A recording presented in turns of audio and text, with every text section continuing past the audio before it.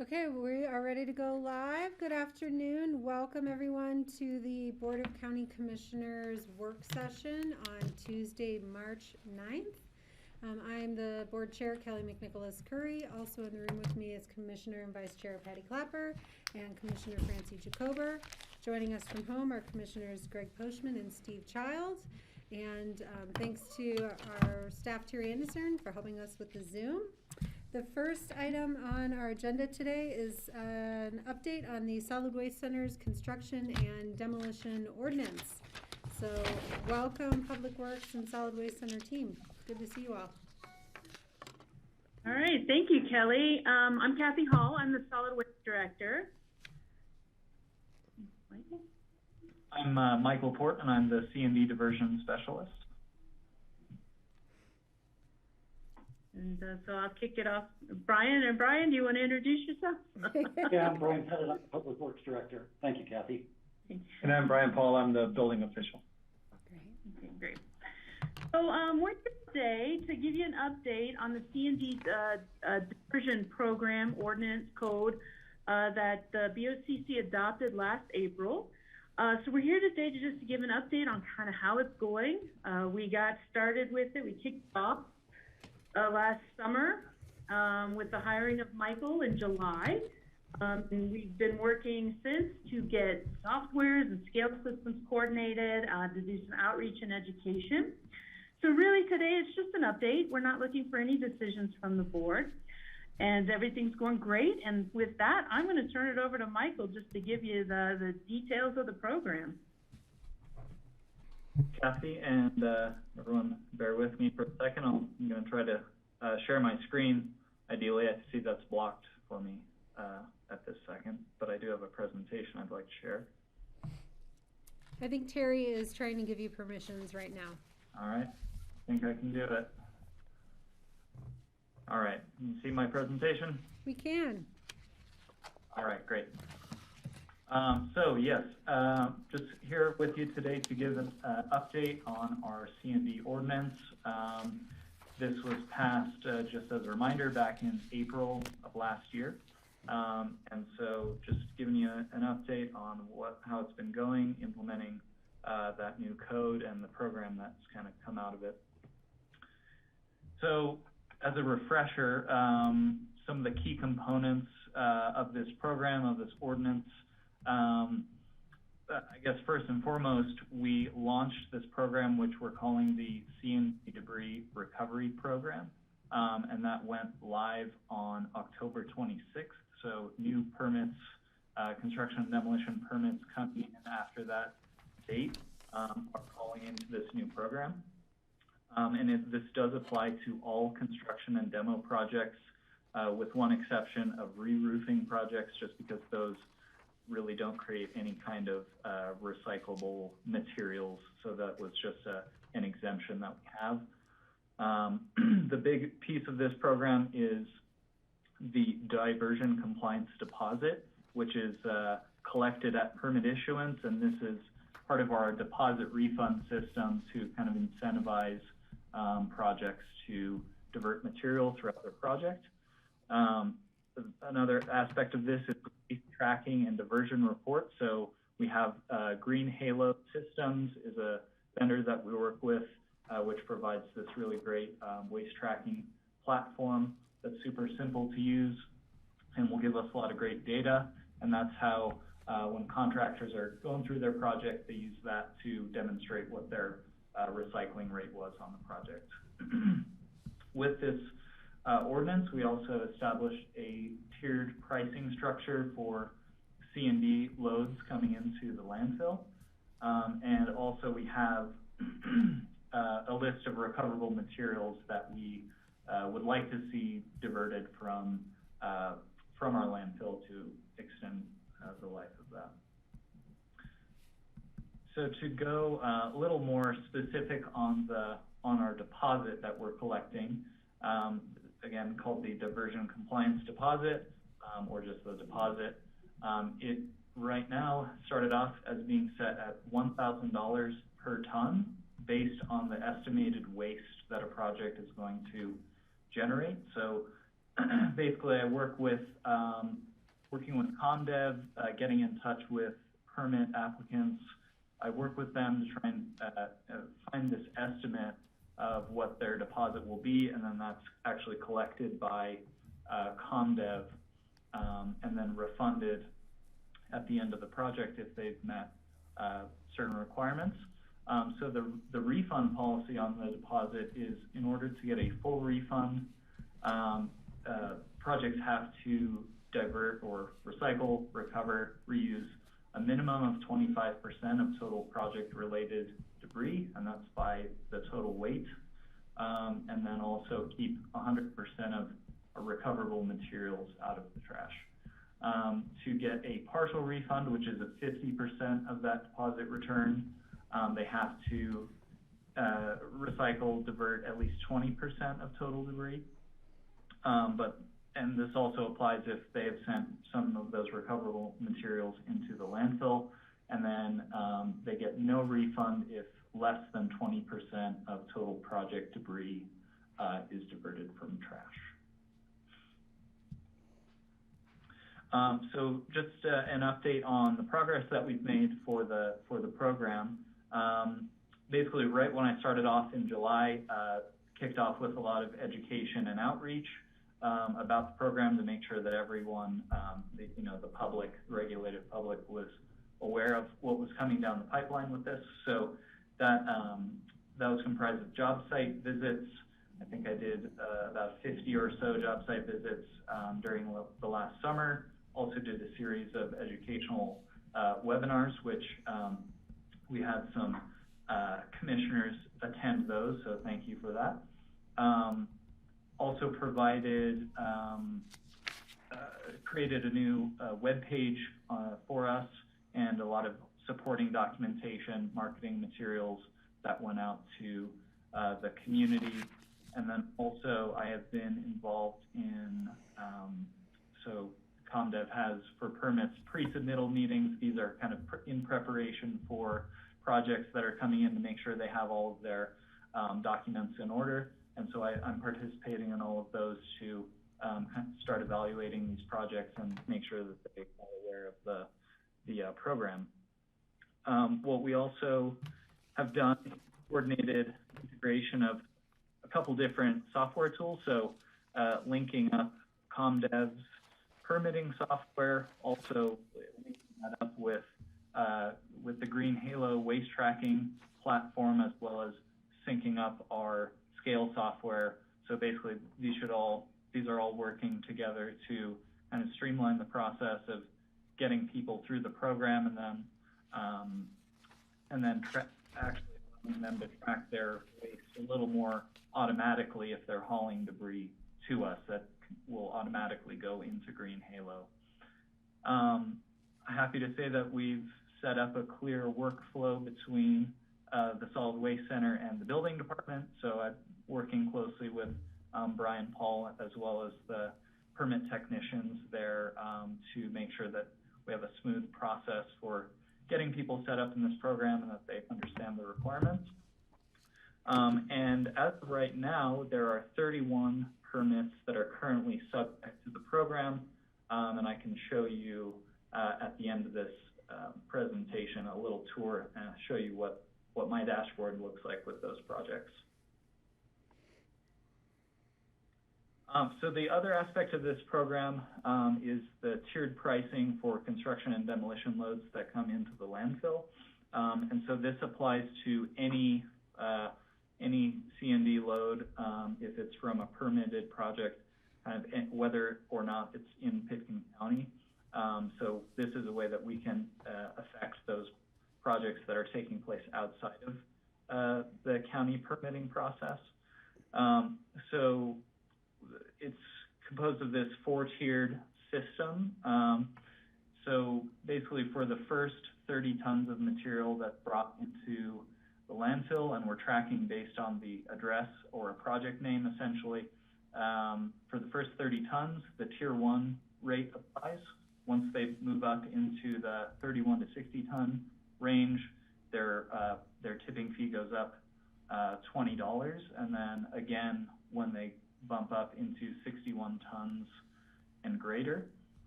And then this Tier 4 price applies to any load that is mixed and contains trash and recycling. This is kind of a premium price that we put in place to try and get people to sort out those recyclable materials and get them into the various recycling programs that we have here at the Solid Waste Center. And in 2020, we had from Tier 4 loads about $850,000 in revenue from that, which is going to go back into our C&D programs. As far as impacts on diversion, the tiered pricing actually has not made a significant impact on our proportion of mixed versus sorted, so those that are containing trash and recycling versus those that have only trash. It's about 60-40. My suspicion is that we are going to see that start to change. You know, a lot of projects that were being carried out last year rather, you know, had already been budgeted. The waste management plan was already set up, so they had kind of already planned to do this. So I think now that and the more education we get around our pricing structure, that is going to shift behavior and get more of that separation happening. And then also our deposit refund policy should also drive more separated loads as this program matures more. And then I'll also add that anecdotally, I have heard from haulers that contractors are starting to ask a lot more for multiple bins on their job sites. So they are starting to get those questions and starting to plan for more of this separation that we want to happen. And lastly, just want to mention some other projects that we have working on that are pretty exciting. So the first is I got in touch with some researchers from CSU Extension, and they're interested in doing a research project to explore agricultural markets for recycled drywall. So, you know, what would it take to, this could potentially benefit us over time, you know, have a market for drywall to, you know, have a solution for contractors to actually separate that material and get it out of our landfills, well, because that makes up a significant proportion of construction waste. And also we've been collecting pallets and dimensional lumber like 2x4s, and we've processed that into our eco mulch, what we're calling it. So it's just wood chips made up 100% recycled material that we're going to sell back into the community this spring. And now I want to give you that tour. So just need to switch my screen really quickly. Where are we? Sorry, 1 second.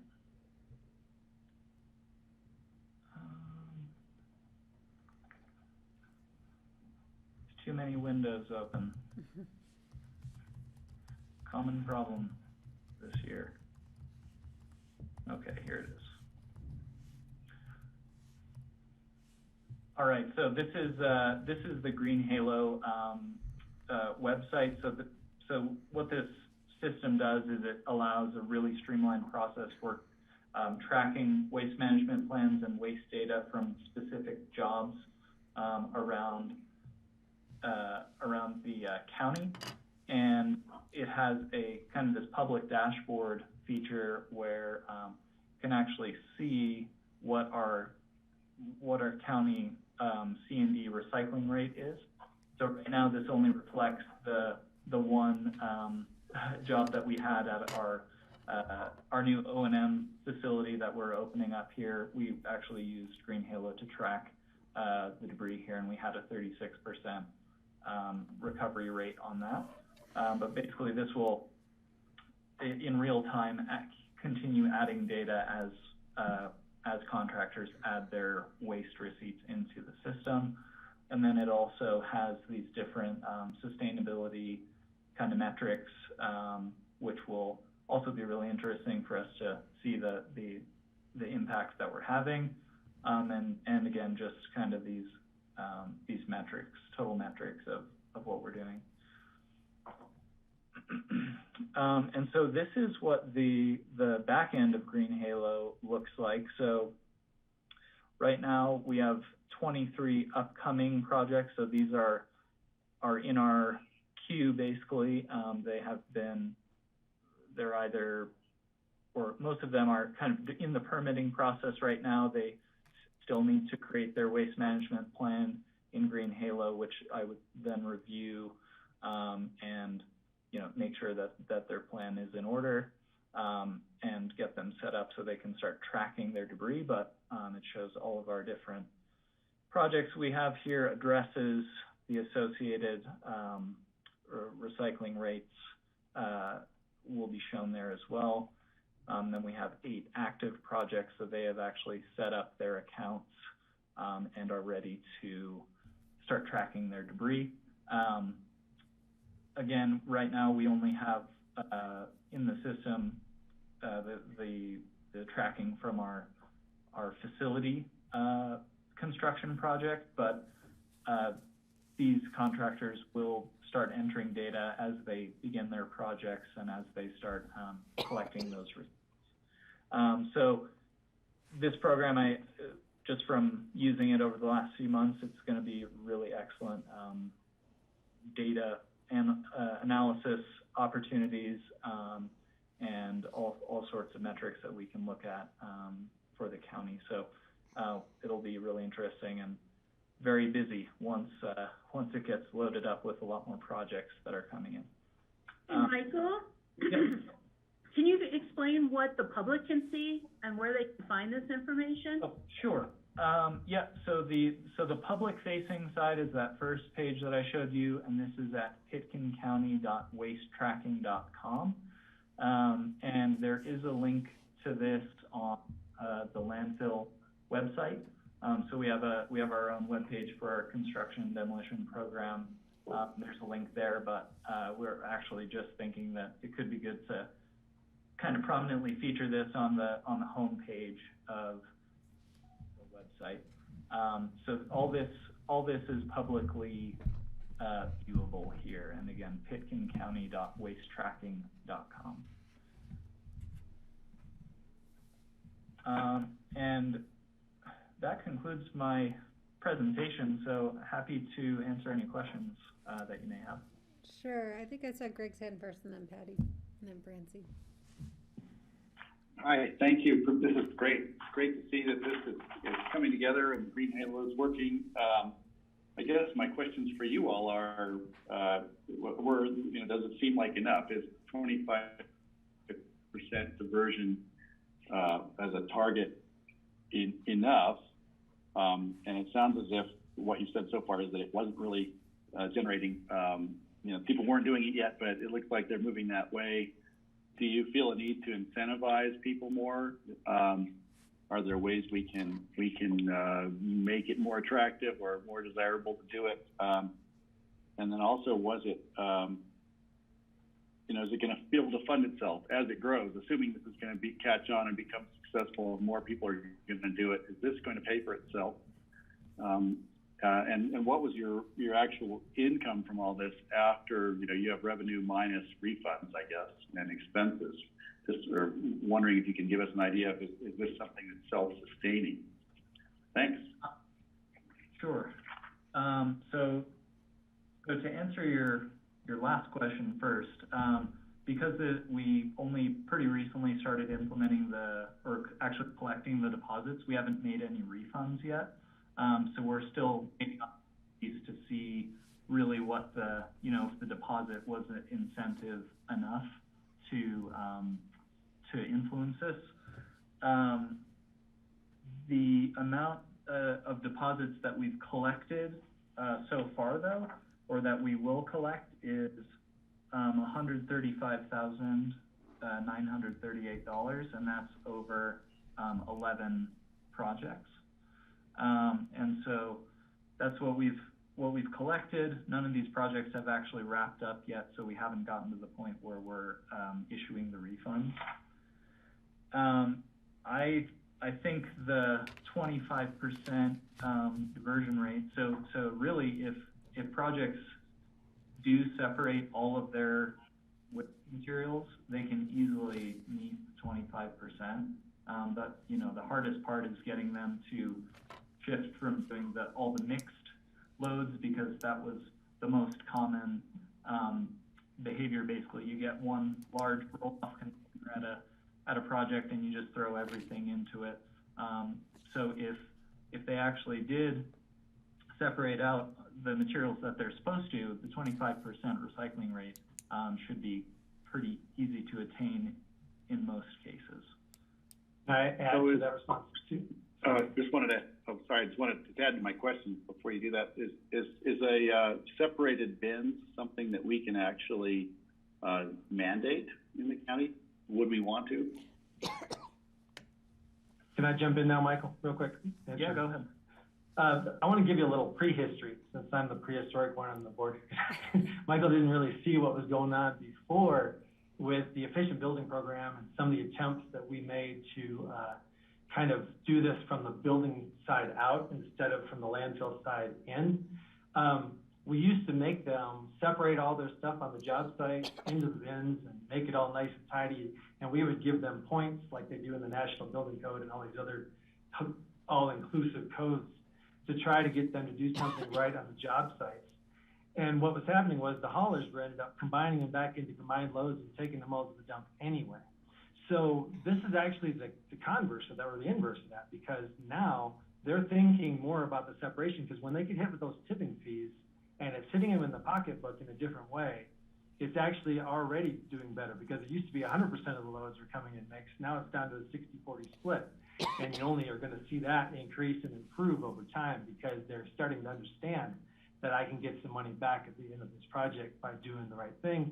And why wouldn't I do the right thing when it's not that complicated to go ahead and separate these things? So from attempts that we've done in the past to try to make this happen from the building side, and seeing other jurisdictions struggle with the National Green Code and other codes that are trying to mandate things on the front end, it just made so much more sense to put this in the hands of the waste center and have them deal with those tipping fees and watching the loads come in and have a way to track this. And now with Green Halo, it's actually simpler. It's doing the heavy lifting in a better way, but it's actually simplified the process, and it's self-tracking and self-regulating. And I just want to give some kudos to Michael. I want to take partial credit because I was part of his interview board, but but I think he's a great asset, and we've been working very cooperatively with the building departments and through the process, and they took a look at how our process worked, and we looked at their needs and really worked in a cooperative effort, a concerted effort. So to see two different departments within the county work so well together was very great, gratifying and very exciting. So thank you for that. Thanks, Brian. Patty. Yeah, so, in looking, since I walk around Aspen a lot, looking at all the construction demolition projects, I just walked by one today on King Street, and they had a excavator, ripping down the house and dumping it in a bin. I'm dumping it in trucks.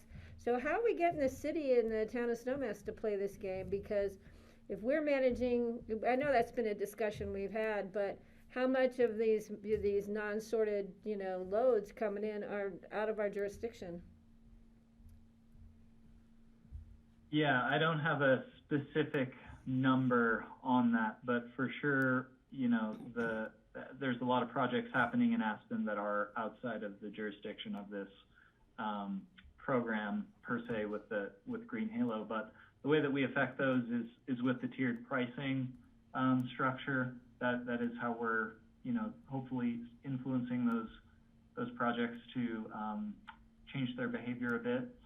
I would add that definitely I've been in touch with the city of Aspen. They're watching what we're doing here at the county, and there is some kind of interest to pursue waste diversion policies in Aspen. One of the opportunities would be for construction materials. So we've been in staff from Aspen to see what kind of opportunities there are. And Kathy, feel free to jump in there. Okay, Yeah, well, and so kind of their perspective we're getting from them, they kind of want us to be the guinea pig to see how it works. And right now it's going really smooth. And then also I've had conversations with Carbondale, John Plano down there. So we had a nice long conversation. They're at a 50% diversion goal and they can't reach that. So we had a nice conversation on what's a more realistic, and I think they're gonna hopefully start following our plan as well. Again, they're on a wait and see how we do, and hopefully they'll catch on in structure after us. okay, well, those things being said, I know that there's members of Aspen City Council right now who are really concerned about our landfill and it filling up. So I'm going to volunteer the Board of County Commissioners here on this one, but please let us know when the timing's right, which could be right now, for us to have this conversation with City Council and with the town of Snowmass Village and with Carbondale. We haven't even thought of a joint meeting with Carbondale yet, but we need to get the Valley on board with this because the Valley utilizes our landfill.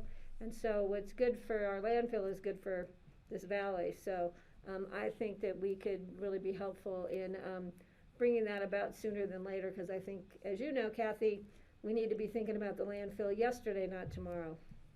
So, okay, thanks. And Patty, I'll just note that in our last joint meeting, when we generated future discussions, that the waste diversion was on Yeah. there. So, yeah. So we really So it's need on there, for sure. to be looking at that, because we can be doing everything the best as possible, and I don't blame them for watching us. I mean, that's what we wanted, was for us to set the example, and I think since it's going so well, it's time we share our learning experience. And if you need it to be at a elected level, then I think we're ready to help you with that. Okay, Francie? Yeah, I have I need a little background fill in here, if you would, guys. So if they don't become part of this project or program, and there's a construction site that has a considerable amount of waste, what happens and what do they pay? And so if they haven't signed up for this program, what happens to their waste? So any county permitted project is automatically kind of subject to review for this program, and right now there have been very few exceptions.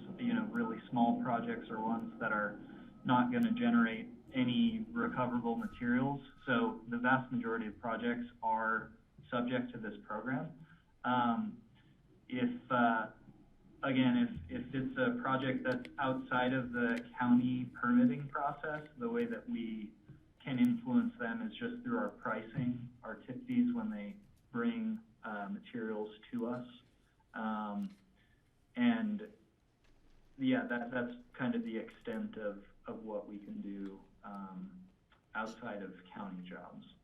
So it's not really volunteer. When you get your building permit, you have to get the landfill, you have to put in the landfill deposit, and it looks to me like it's about $10,000 deposit per job, or because you said 110,000 and there's 11 jobs or something. So the deposit is based on the estimated waste, and that can vary widely depending on the type of project that it is. So the range of deposits that we've collected has been anywhere from like $200 up to $50,000. Okay. Mm-hmm. Depending on what the project is. If it's a 12,000 square foot full demolition, they're going to be generating way more debris than, say, like a smaller home remodel project, or like small addition.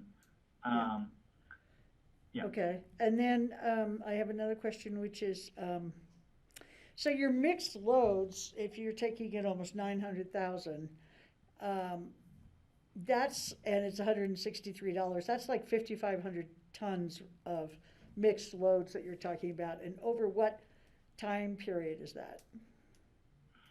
Yeah, that number, was that for all of 2020, or, I'm sorry? Sorry, so that was March 1st to December 31st. Mm-hmm. And then do you sort what comes in unsorted? Do you guys do it then? Or does it go into the landfill? Yeah, so if it's mixed together, we don't have any ability to sort, so that all has to go into the landfill. So that's why we're trying to put our pricing in place to make it more cost effective to separate materials compared to doing those mixed flows. Okay, and then I didn't quite understand Brian's answer to Greg's question about separate dumpsters. If you have, it sounds like you used to have separate dumpsters, but then when they got delivered to the landfill, they got mixed. Is that what he said? And so what's the solution for that now in terms of on-site? So on-site, do they now have separate dumpsters? Yeah. Or can they? Well, it sounds like it's actually motivating people to actually do that again, voluntarily choosing, because, you know, Michael mentioned that he's hearing the chatter in the marketplace that they are voluntarily asking the haulers to give them the ability to separate now. So now they're kind of getting motivated, where before it was we were mandating it, they were doing it, but the haulers were not cooperating. If we can get everyone involved in cooperating like this, that's the positive result of what we're asking for. And so, yeah, I mean, we could go ahead and make that a mandate right away when they come in for the construction management plan, that they have that sorting, and those are some refinements we can make as we get into it. We were kind of using this initial rollout as a learning curve of where the flaws are and where the gaps are, where the contractors were cooperating and where they were struggling, and where we needed to have a stick and where we needed to have a carrot. So I think we're kind of learning that as we're going. And that might be something that we end up doing to assist with this program, is on the building permit side, have the construction management plans require the separation dumpsters so that that's already set up for them and part of helping work the landfill. So we can definitely make those slight adjustments along the way. Oh, and it sounds like the gap was with the haulers more than the contractors, from what you said. It seemed to be they were combining the loads. Okay, thank you. And to build on what Brian said, I didn't fully respond to Greg's question, like, is the incentives enough? We are still evaluating, you know, because the program is fairly new, the pricing structure is still fairly new. That is some evaluation that we want to do, you know, at a year and, you know, at different intervals to see kind of what the effect is, and is it having the desired outcomes.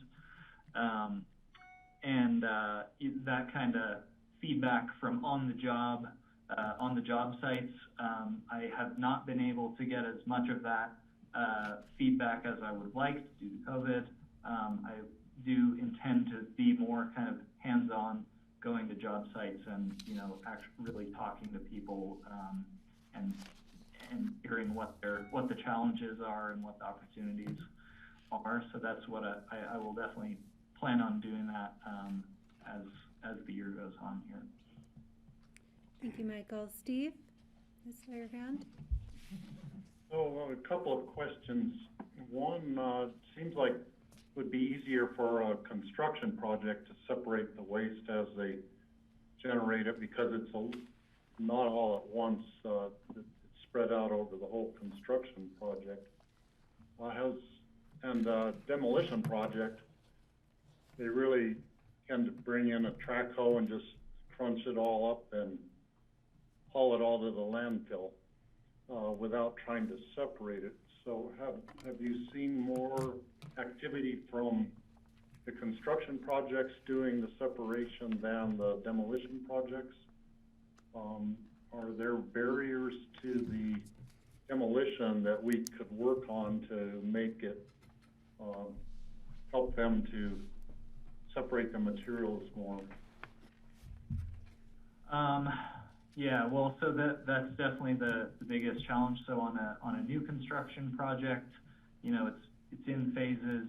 It theoretically should be easier to separate materials as you go along on that. The traditional way of doing demolition is kind of in opposition to what we're trying to get them to do now.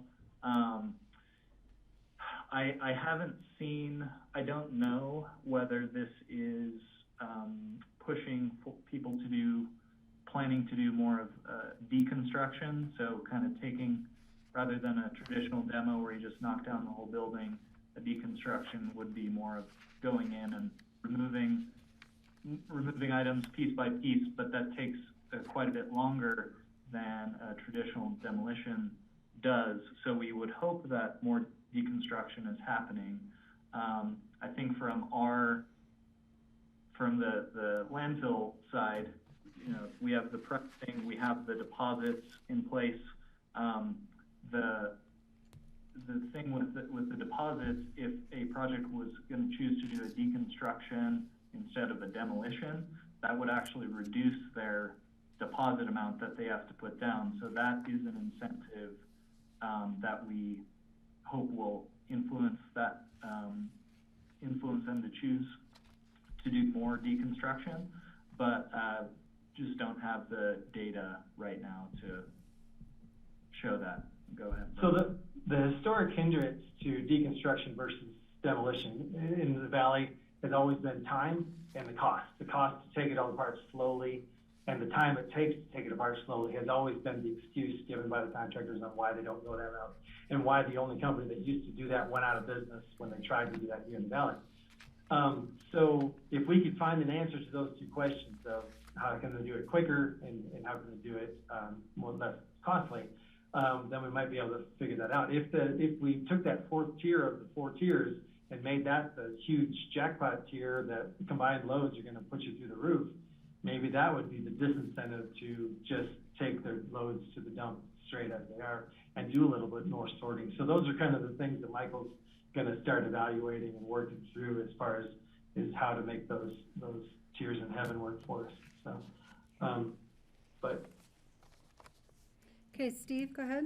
And then I saw Greg and then Francie. My second question has to do kind of with the new high-tech materials. I've been looking at the SIPS panels that some construction sites are starting to use. I don't think that they're probably recycling or taking any of those to the landfill yet, but then there are other materials like sort of high-tech materials that might or might not be recyclable. I'm thinking of different kinds of insulation, that, you know, polystyrene or things that you might be able to recycle. It probably comes into just in a mixed load if there's a demolition project. Thinking ahead, there will be solar panels being recycled when their life cycle runs out and things like that. Do you have a strategy in place for dealing with this new age technology kind of materials? Well, I will say that definitely I'm paying attention to what those materials are. I think just like with typical normal recycling, household recycling, the materials change faster than the recycling ability does, or the the recycled markets. So that's kind of just an ongoing challenge within the waste management industry. But yeah, I mean, I am doing my best to stay abreast of those different kind of recycling market opportunities. But those things that you mentioned are certainly challenging. I know solar panels, there is a way to recycle those, and there are companies that are starting to develop that can deal with those materials. But as far as the complex plastics mixed with wood and all these other types of composite materials, it's really challenging to try and find a recycling market. Hopefully we can at least promote sort of like disassembly and reuse of those materials rather than trying to process, especially as our drop and swap program gets bigger as well. Okay, let me go. Greg, you had a follow-up question, and Francie as well. And we're a few minutes. Yeah, well, it sounds as if there's certainly in a place like this where there seems to be a lot of money going into these demo and constructions. They want to get it done. They're on a time frame. The owner wants to get it done yesterday. So of course they're going to knock it down and drag it away so they can start on the new project. Greg, we're losing you. I'm just wondering if there's some way, and am I still here? Just turn your video off. Is there any way? I'll turn off my video. See if that helps. Okay. Is that better? Yes. Okay. Just wondering, is there any way they could demolish and take it to a site where it's sorted and separated at their cost before it's entered into the stream? Just wondering, how do we accommodate their need to move quickly and their willingness to pay? Could we do that with a site, for instance, that could accept a project, a big pile and people sort through it? Just wondering if that might be. I also thought this is a really valuable presentation. I'm hoping the cities and municipalities of Snowmass get it as well.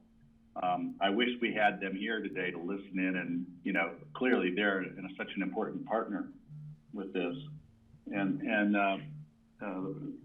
I'd love to just see what other incentives we can offer to get people to keep doing this. But I guess the big question is, could we consider a demolition debris site and separation site? Do you have room for that, the landfill? I think I know the question or the answer, but I had to ask. Well, I'll take this.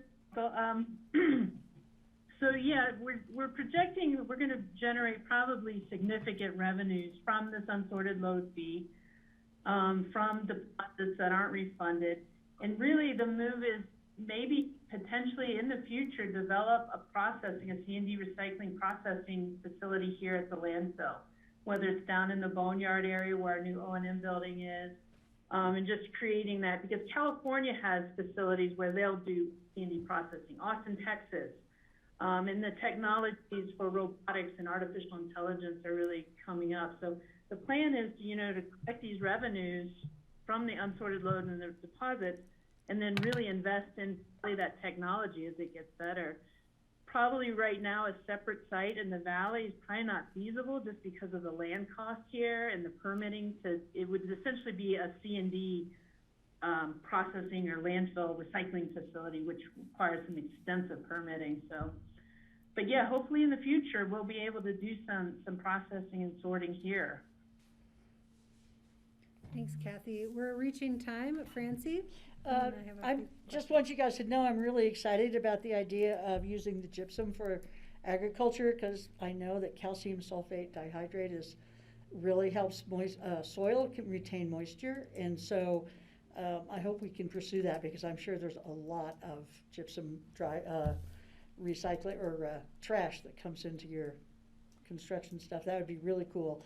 And then also the paper that's used to sort of laminate the drywall could go into the soil just as easily. It's really an exciting idea. And then I just wanted to say, Steve, in terms of SIPs, structurally integrated panels, most of the waste for SIPs is generated at the plant because they're made the right size, so that one of the advantages of them is that they don't generate waste at the building site, which is an advantage for Pitkin County when people choose SIPs, because they have considerably less waste than other methods. So we should push SIPs to preserve our landfill. Let somebody else deal with the waste from SIPs. And you all have covered most of my questions, but I think have just a couple more. One is related to Brian's comment about whether we require separate dumpsters. I guess it would be helpful to know, should we do that? Should we pursue that quickly? What is that a code update? I want to acknowledge that action, that potential action, if we think it's valuable. So the construction management agreements exist outside of code adoption or ordinance. It's really just best practices and could be amended pretty easily to include that aspect if that would be helpful and beneficial to the Waste Center's efforts. It's also interesting to see where it's going on its own and seeing where this develops. So I don't know how fast we need to move and how the urgency of it.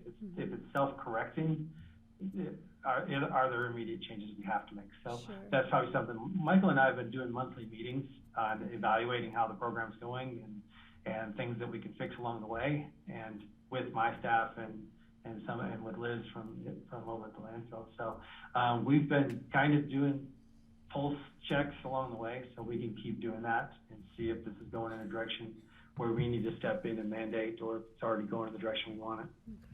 And that leads me to my next question, which was, it sounded like we would do another check-in at a year, or past a year with a look back on how it's all worked. And I'm a little confused on the timing because I heard March and August and October. So I just want to make sure that we keep that on our horizon. So when would we expect to hear back from you on some of the evaluation and potential updates?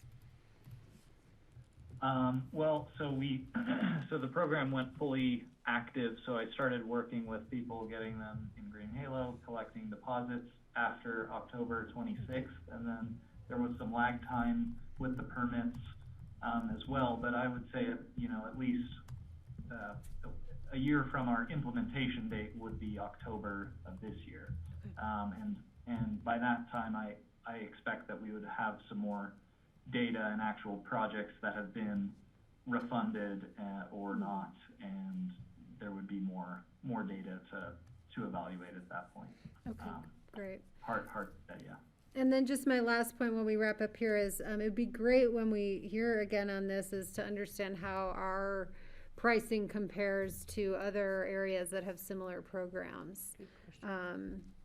I believe you guys presented that to us when we stood up this program, but it'll be nice to, I think, revisit that comparison as well. And to understand, what is the timing cost for deconstruction versus the tipping fee, and, where's the balance of that equation?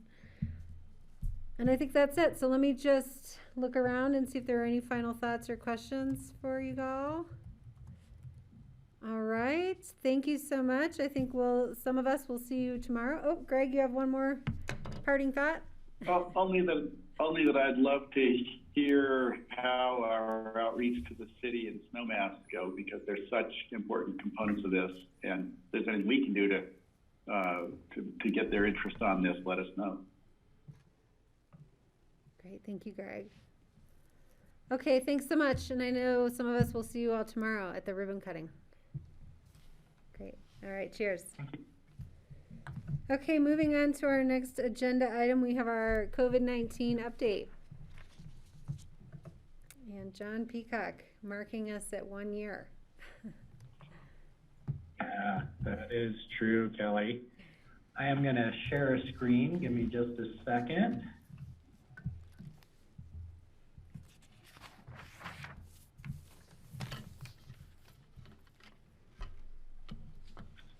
Are you all seeing my screen? We are. Okay, excellent. So we'll try and keep it actually fairly brief this time. We'll do a metrics overview, update on vaccinations. We do have a Board of Health meeting this week. We'll go over the agenda.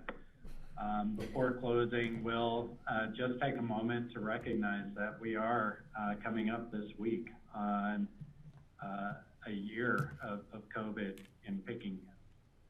And then hopefully we'll have some time for questions and discussion. Screenshot from the state dial today, using the incidence rate per 100,000. We are just in the orange there, but as I'll talk about in a moment, we are using an alternate metric that CDPHE has provided for counties under 30,000 or with a population under 30,000. Test positivity and hospitalizations remain in the yellow. Using the alternate metric for counties with fewer than 30,000 residents, we're looking at a total case count over a 7-day period. And the orange threshold with that is 90.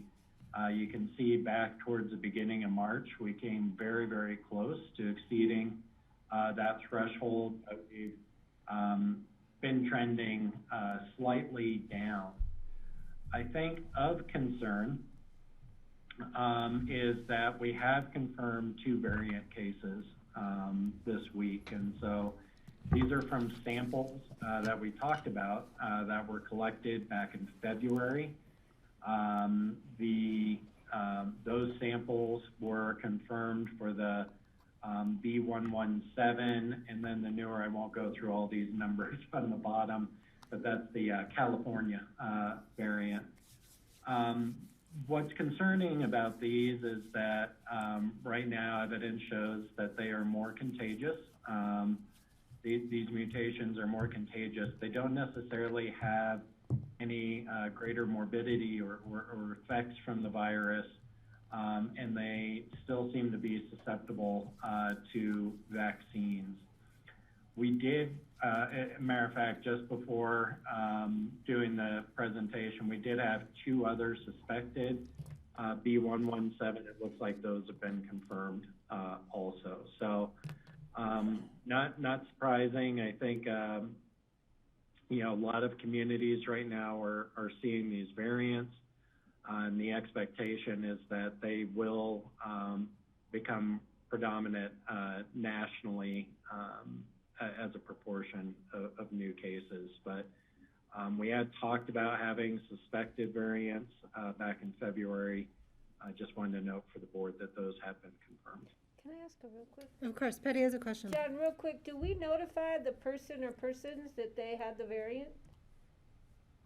I'll have to check on that, Patty. I believe that there is communication about that because of the increased Contagiousness of the contagion, but I actually don't know the process. Yeah, I think there. that would be important that we do, just to let them know that, you know, they may have been more contagious. They need to really be really up to speed and up to par in their contacting contacts. In this case, we've gotten the confirmation so far from the test collection date that it's probably a moot point. Yeah, but I think people might still want to know. Is that the case with the suspected cases too? Were those recent tests? Those were more recent, and they were actually, my understanding is, international guests, so we're going through the proper channels to notify them. Thank you.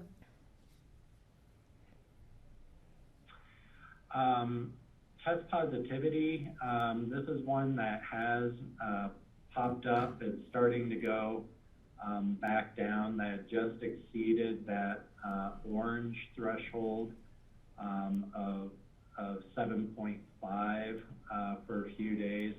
Again, the state is primarily looking at incidence rate right now. We're starting to see that come back down, but it's a combination of with a small community, when you're using a 7-day rate, a smaller number of positives can pop that incidence rate. I'm sorry, the test positivity rate up fairly quickly. We have seen less testing. You can see testing volumes. There, if I can get rid of that. Testing volumes on the bottom. We've seen some decrease in testing volumes also, which is probably contributing to that. That's not due to lack of availability. It's due to lack of people feeling like they need to access the testing. I would note, since March 1st of last year, we're just under 28,000 COVID tests conducted in the community, and we still have our record of 952 is the most we've done in one day. Vaccinations, we had a big week last week. Last Friday, we had 140 first doses and just under 1,300 second doses, and then on Sunday we had another large drive-through clinic, 1,500 doses of the new Johnson & Johnson vaccine. This is actually a screenshot. CBS News from Denver came up to do a story on our vaccine clinic. You can pop out and take a look at that. I worked the morning of that. I gotta say, it was really, really smooth. The incident management team and the volunteers and ABH and community health cert, all the partners who are working to put this together, have really got it dialed in. We're using a lot of volunteers through the process, but I can tell you that the 1,500, that's a pace that we could exceed in a day. And Greg, I think you got a chance to work the clinic on Friday. Hope your experience was pretty similar. You know what was great about it, and I encourage, I know they're going to do another one next Friday, right? If anybody wants to join in and participate, I recommend it, because what you see are the sense of relief and the elation from the people coming off of that. I think Dave Ressler and I were the first people that people saw after they'd been vaccinated, and the sense of relief, the smiles, the concern washing off of their faces after months of that, ambient stress level. I just thought it was really gratifying to be there. So I recommend that we all go and look at the good results of this whole program. And it's amazing how well it's done. I'm glad that CBS came up, or whoever that was, to do that story. This week, unfortunately, not as big a week for us. We received through ABH, and that's a combined ask through the hospital and public health, roughly 93 first doses. We have approximately, because the pharmacists are so good about squeezing every dose out of the vials, so sometimes we get a little bit more. We have 207 second doses, right around 300 total. And then Community Health Services did make a request based on the underserved populations opportunity through CDPHE. We received 100 doses. So smaller week. We've reached out to CDPHE just to make sure that, one of the things that we heard is we're going to start seeing these weeks become a benchmark. Wanted to be sure this week is not our benchmark, so we have reached out to CDPHE on that, and are awaiting a response. We do have other providers in Valley View, and Garfield. I believe has 3,500 doses this week. Residents from Eagle, Picken, and Garfield County can go where doses are available. In fact, just over 40% of the doses that we've provided, or vaccinations we've provided in Picken County, have gone to out-of-county residents, oftentimes to our workforce who's living in Eagle and Garfield County. Sometimes they're second homeowners, that sort of thing, in addition to residents. So Picken County residents can also register if they qualify for those vaccines. Thanks, John. Patty? Yeah, real quick, John. I had somebody ask me, actually this morning, did we have anybody express a concern about getting the Johnson & Johnson one-shot vaccine? I haven't heard of anybody being, saying, oh, I don't want it, but you didn't hear? In fact, those appointments filled up very, very quickly. And my matter of fact, I'm the one greeting the cars out here. I think I got the same position that Greg did, so working the Johnson & Johnson vaccines in the morning. People were thrilled. Yeah. So we did not have any hesitancy. Okay. Now, we don't know if people may have put off registering or what have you, try and hold out for Moderna or Pfizer, but we had absolutely no problem filling these appointments, and a lot of happy people. Yeah, I was out there Friday morning, and it was great. It was a great experience. I mean, everybody, just the vibe you got from people was so positive. After all the negative and all the all the issues that we've had, this was great. If we're going to end a pandemic, this is the way to do it. Thanks, Patty. Steve, and then Greg. So the feedback that I've gotten, people getting the Johnson & Johnson was that they are glad to have the Johnson & Johnson because it's a one-shot thing. Everybody's hearing the stories of the more severe reactions to the second dose of the others. And so if they only get one shot, they're only going to have one reaction possibly, and they don't have to go through a second possibility of having a bad reaction. So I think that partly explains the popularity of it, that people like the fact they only have to go in once and possibly feel crummy once. Thanks, Steve. Greg? Yeah, and to add on to that, I do know people who had fairly strong reactions to the single shot, where, you know, flu-like, intense flu-like symptoms for 18 hours, starting about, 12 hours after the shot, or 10 hours after the shot. So I know that the Johnson & Johnson has created that same effect, but then others got it and felt nothing. So it depends on your own personal immune system, I guess. But I think just wanted to share that. Regarding going forward, I think the sense of relief has been great with this, and that part is good. We don't want the sense of relief to take away the sense of responsibility about masking and social distancing still, and I'm sure that'll be part of the message going forward. But John, I wanted to ask you, have you heard anything about preparing for this vax? Somebody, a friend, mentioned that they were told they should, drink electrolytes and drink a lot of fluids for a couple days before they get the vaccination, and that will help lower the side effects. And I'm just wondering if that's folk wisdom, or if maybe there's something to that there might be a way to prepare yourself for getting this vaccine. Greg, I have not heard that from our public health staff. I also haven't asked them the specific question. I will. I think, like you, I've heard the same thing anecdotal. Treat it like you would if you're coming down with something. Lots of liquids and rest are a great way to go. But that's certainly right now anecdotal. So we can ask public health. I would say for any public that's listening, all of these vaccines have tested with very high efficacy against the virus, and they have all tested to be safe. That's why they're authorized.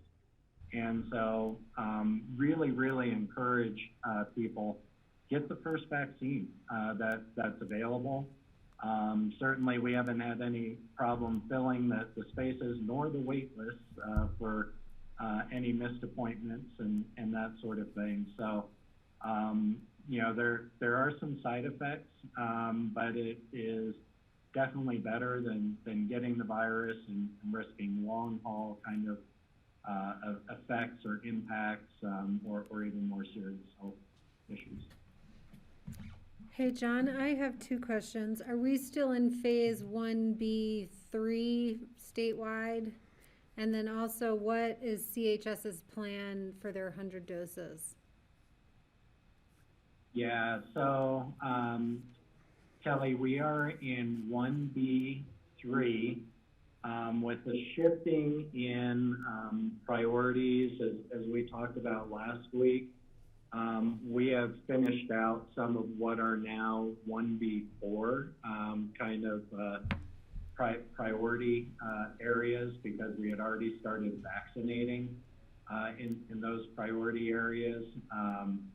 But we are, we hope to be able to move to 1B4 quickly. It all is going to depend on how the vaccination doses come in. Obviously, we're not going to make as big a dent this week as we did last week, but we're hopeful for another large distribution coming up in future weeks. Can you remind me of the second part of your question? Yeah, what is CHS's Community Health Service plan for the 100 doses? Yeah, so they are primarily doing outreach to those who qualify in any of the first three categories, whose language, primary language is that other than English, who may have experienced some barriers initially in getting vaccinated. And second dose follow-up, we're assured they'll get another 100 second doses? Yeah, the second doses have been coming in reliably. I know some counties have reported some challenges with that. As we've looked into it, we think it might have been more about just some ordering problems, but we have not had any issues obtaining the second doses. We are scheduling appointments as people get their shots, so that we're trying to get that communication and that time set right there. Yeah, I was talking more specific to Kelly's question about CHS and reaching out to underserved populations to make sure that CHS gets the 100 second doses, so the people they vaccinate the first time around will know they're going to get the second. If they don't get... Yeah, we're really confident in that. All right, thank you, John. Francie. I wrote to the New York Times, John, and got a response. Oh, you did? I did. And and it's back up at extremely high risk on the New York Times. And I did get a response from a really nice lady. And I had mentioned that we had had a recent spike because of the holdup in Texas due to the weather, and that affected a couple of days worth of reports, like that 30-day that we had. I'm sure that was related to that. But and she wrote back and asked for more details on that, and I said, and she said that, you know, they base theirs on the per 100,000 numbers, basically. And I wrote her back and said, she wanted to know how many of our tests had been caught up in the Texas thing. I didn't have that information, and I didn't think it was worth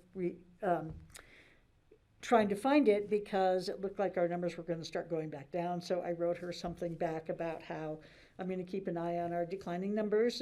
So I have her contact, and if we do keep going down and it doesn't change, I'll contact her again and explain about the small county smaller than 17,000, and we'll see how it goes. Yeah. Good for you. And then I had a question, John, about if we decided that we wanted to have live meetings with all the commissioners here, what are the current regulations? I'm a little confused, because like when we did our retreat, we had, I don't know, 10 people in one room, and I didn't think that was quite in sync with what the BOH was saying then. And has that changed? And is there any reason why we can't have all 5 commissioners in here plus Terry? And where do we stand on that? Yeah, it's really up to the board. The public facilities like ours are largely exempt.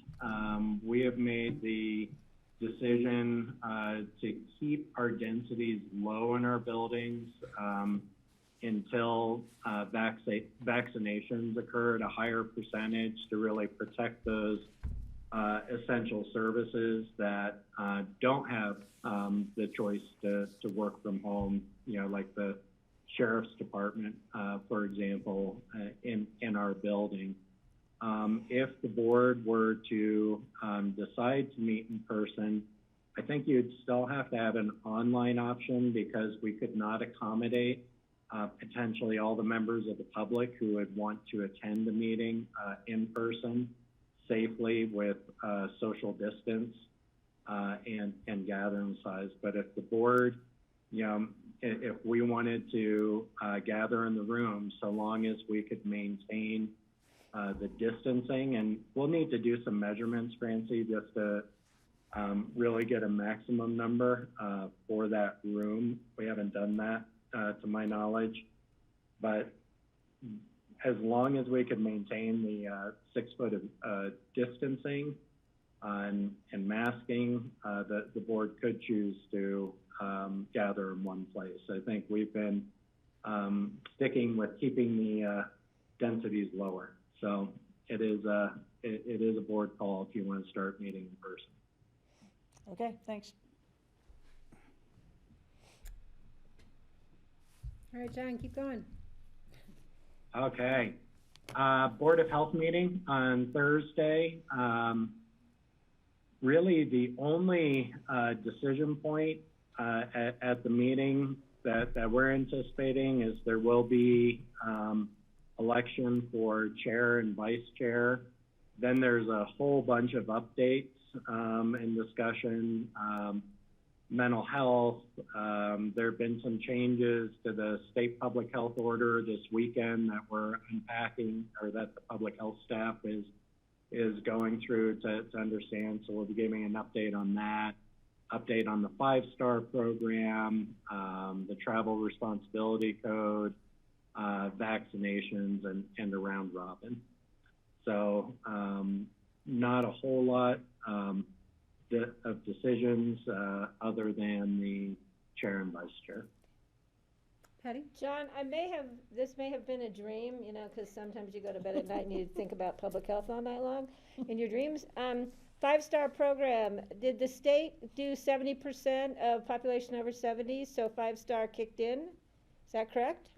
Yeah, Patty, thank you. I don't think I gave an update on that last time or this time, but that threshold was met. So businesses that have the room are able to operate at blue levels. So really, the distancing requirements and such are the same. What changes is the maximum number of people that can be in a restaurant, and that's really dependent on the size and configuration of the space. So the state, we were expecting it towards the end of March, so we're a little ahead of the curve on that with the state. So this is good. Okay, thanks. I thought I'd read it and then I wasn't sure if I remembered where you did, and thanks for reminding me. Thanks, John. And then I just want to note that this is the week 1 year ago that we started to become aware of potential COVID cases in our community, the confirmation of those cases, standing up our initial response, and really starting what has been an unprecedented year in a lot of ways for our community, for our organization, and for so many individuals and families who have been impacted, not just by the virus and the impacts of the virus, but all our efforts to control its spread. And so the Aspen Times had a year in review. I went out and just grabbed a little collage of pictures really from early in our response through elections.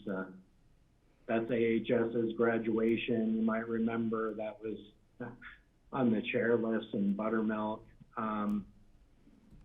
We are going to have, we've worked on behalf of the board with Patty and Kelly, and on behalf of the Board of Health with Marky and Greg. We'll be having some messaging going out this week around the 1 year anniversary, and some ads marking. I just think it's important for all of us in the community. We've all been touched in some way by this pandemic, and it's important to mark this 1 year and what we've been through, and where we're going, and what the possibilities are coming of the pandemic. So just want to acknowledge that's happening this week, and look for some of that messaging and memorialization. So is this letter going to go out in the newspaper? The one that you updated and sent us? Is that going to be published like a half-page ad? I'll get that out. Yeah, and I'll get that out to the rest of the board. So it's going to go out. My understanding is in two ways. The papers will coordinate on putting the full text of the message in. And then there's also, it was deemed that some people may not read the whole thing because it's lengthy. And so there will also be some accompanied ads with quotes and such more graphically depicted to hit it both ways. Well, thank you for the changes you made in there. I read it and compared it to the first draft, so thanks, John. Yeah, and I will get that out to the rest of the board today. We're getting it finalized today, and they'll go in, I believe, on Thursday. I have one last real quick question. I noticed today on the daily data that we get sent by, from Andrew, we're not going to do that anymore. I love that. I look forward to that every day. It's so easy to access. And we're not doing that. Now you got to go into the site and figure it all out. It came on today's email from Andrew. It was like I looked for it. It said, in an effort to, we will be discontinuing this daily report in the coming weeks.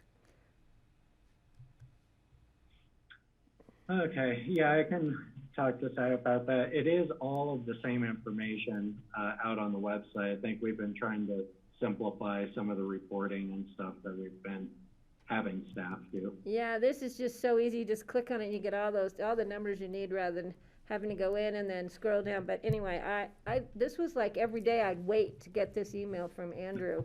12:54 every day. Yeah. Well, if we could keep it, it would be great. If not, I understand, but it's just so easy to access that way. And, I'm not surprised once I figured it out. Now you're changing it on me again. So, yeah, okay. We like to do that. And for the whole year, every time I figure out a system, you guys change it just to keep me on my toes once again. All right, any additional questions? Oh, Steve, go ahead. Thank you. Yesterday at my Strategic Action Planning Group on Aging meeting, we had basically a COVID-19 update from Jarrett Hughes, who's the aging advisor to the governor now. And some of the concerns that have been raised is that a lot of the older population, there's still a lot of them over age 70 who have not been vaccinated. A lot of them are homebound and hard to contact. They have a hard time getting appointments or getting themselves to a vaccination site, or they're just not, being reached out to enough. So that was really one concern. The second big concern was the disparities with some of our populations in the state. So, the people of color kind of populations have a much lower rate of being vaccinated. In this valley, it would be the Latinx population who would be our one that would be, very likely have a lower rate of getting vaccinated. Also, many of them are in the population that are frontline doing jobs, interacting with the public and getting potentially exposed to the virus more often. So I think both of those are concerns that going forward, we should just really keep that in mind and try to make sure in our vaccination efforts that we're trying to get everybody and give equal opportunity to all parts of the population. Yeah, Steve, and I will say we've been reaching out through multiple channels, and to give our public health team some credit, they are organizing some regional conversations around exactly these types of equity concerns, particularly in vaccinations, and now we can, us with our neighbors can coordinate on doing a better job with outreach there. So more to come on that. Francie. Yeah, I just wanted to let you know, Steve, and everybody, that one of my employees, he's about, 42 maybe, he's Latino, and he's getting vaccinated on Thursdays. at Valley View. And so I don't know, he said, yeah, he got this call that he could get vaccinated. I don't know how, but it was pretty exciting, so. Somebody reached out to him. Somebody has something going on in Garfield that reached out to some. Thanks, Francie. Okay, any additional questions for John on the COVID Thanks, update? John. No? Okay. Thank you. And if it's okay with the board, we do have a break scheduled, but I see we have our first interviewee reapplicant for a citizen board, so I want to check in. Is it okay with the board to move ahead on our interview or interviews, and then we'll take a break a little bit later, or does someone want to break right now? I'm fine with that. I'm good. Good? Okay. All right, well, thank you. So we're moving on then to our 2:30 agenda item, which is a citizen board renewal.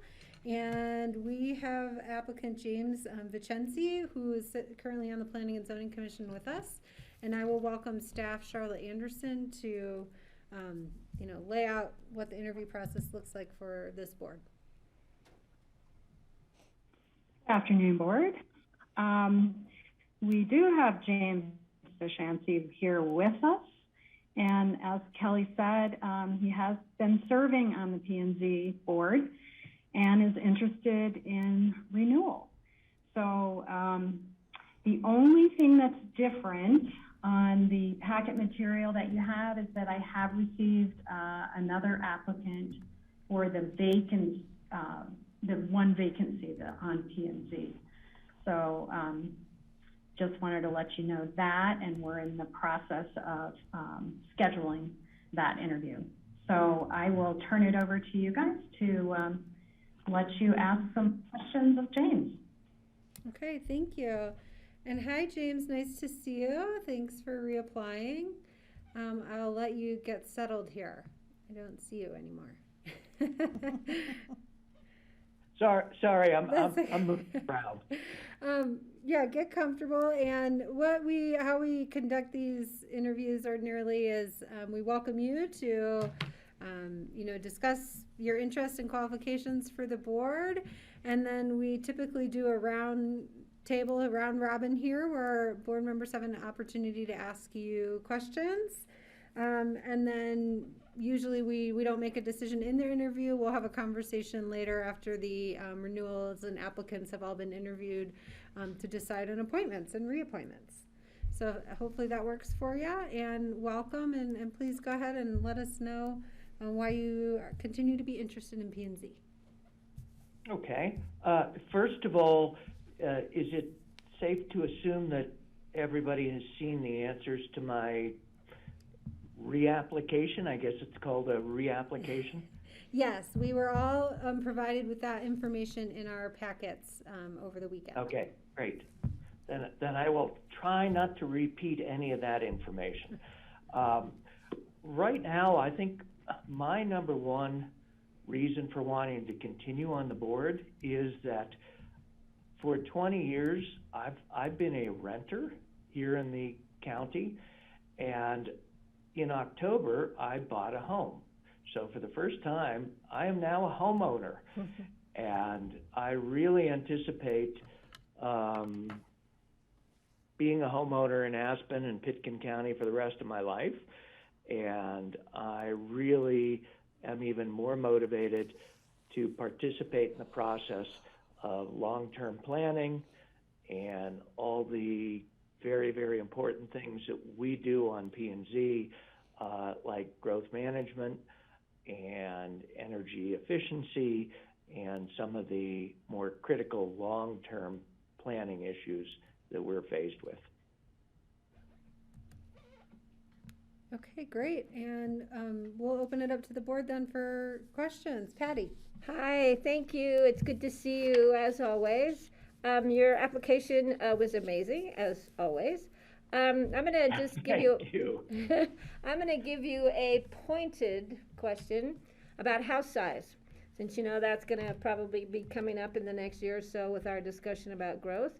Do you have any thoughts about reducing house size from 15,000 about the 57.5 house size and ideas for maybe incentivizing houses smaller than 57.5 and you know, just kind of that whole discussion we might be having. So just, you know, you don't have to get into specifics, just some basic ideas you might have.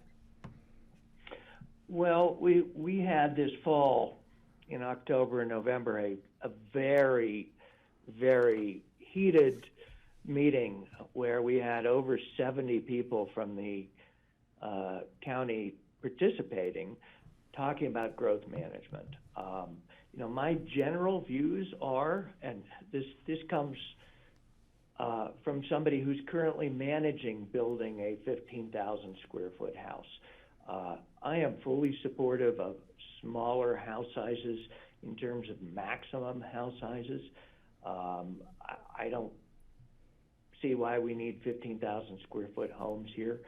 So I would be supportive of reducing the maximum house size.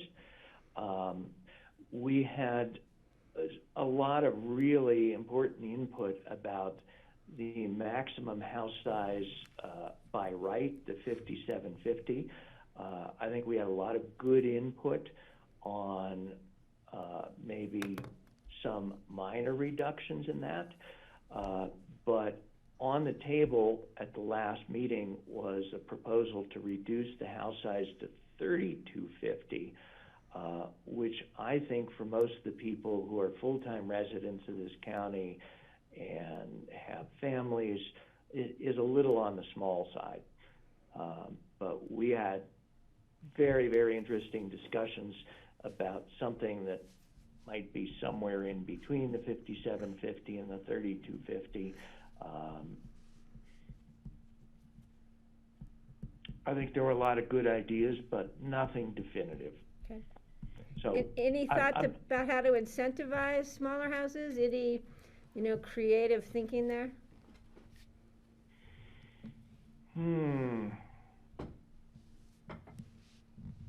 Well, my usual input into all these discussions is, in terms of energy efficiency, that what I see from my clients is if you give people incentive to make houses more energy efficient, they will. If you give people incentive to make houses smaller, they will.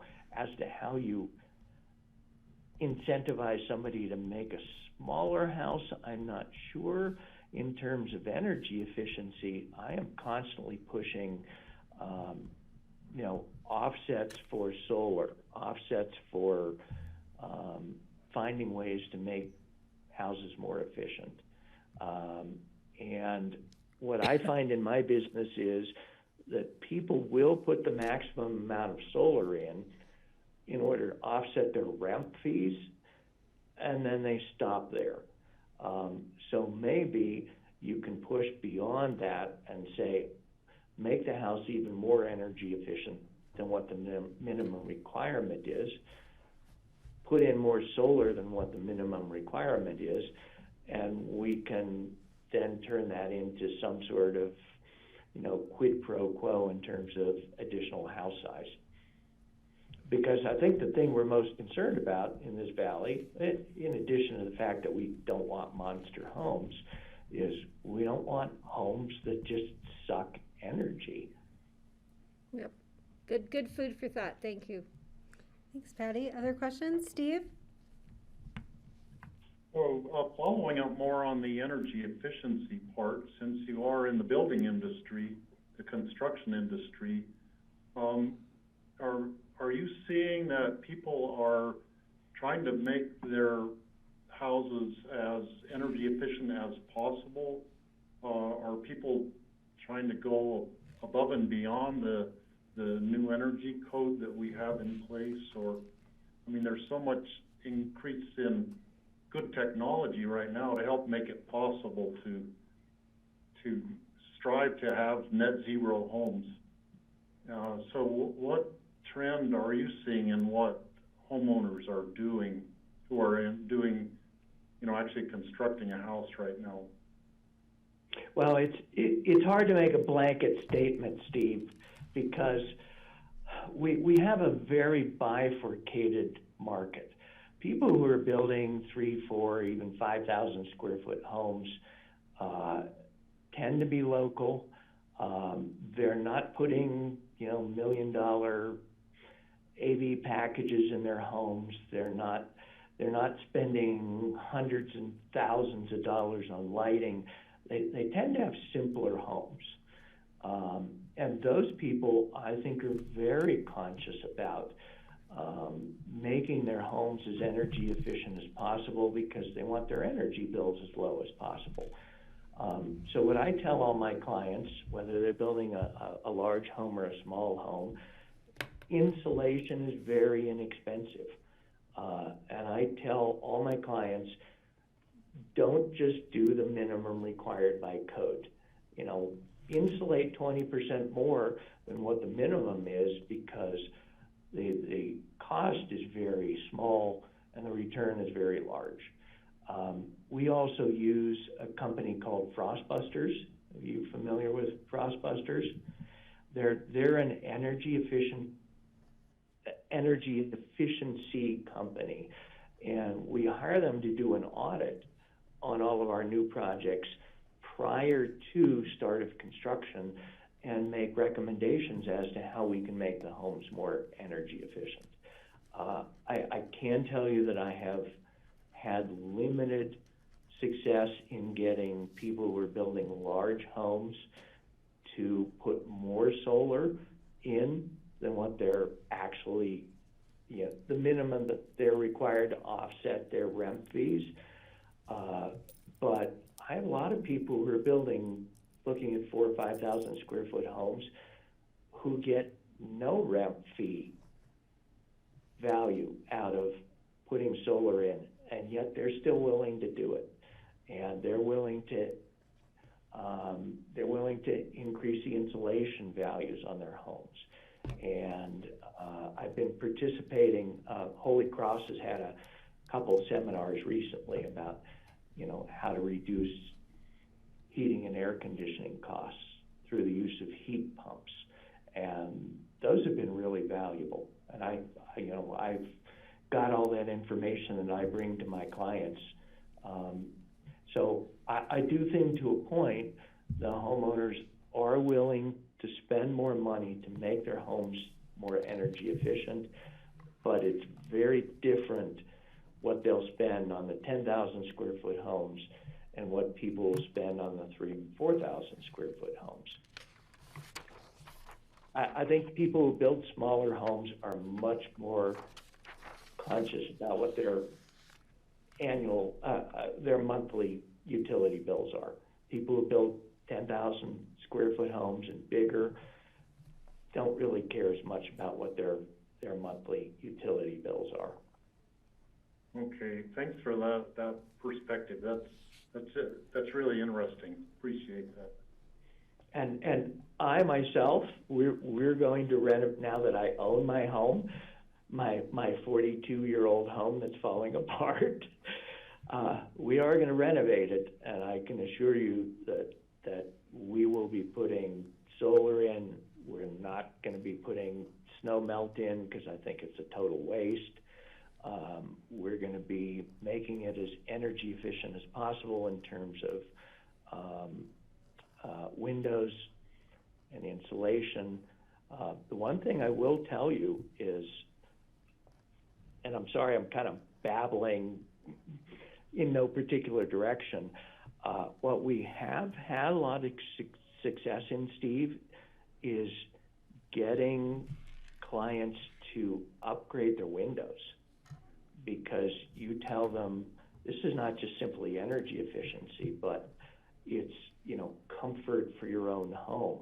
It's noise insulation. So once upon a time, getting people to do double pane windows instead of single pane windows was the direction we were pushing people.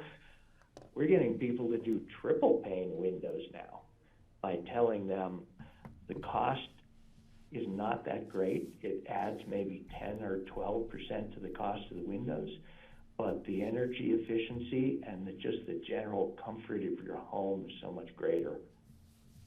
Greg, did you have a question?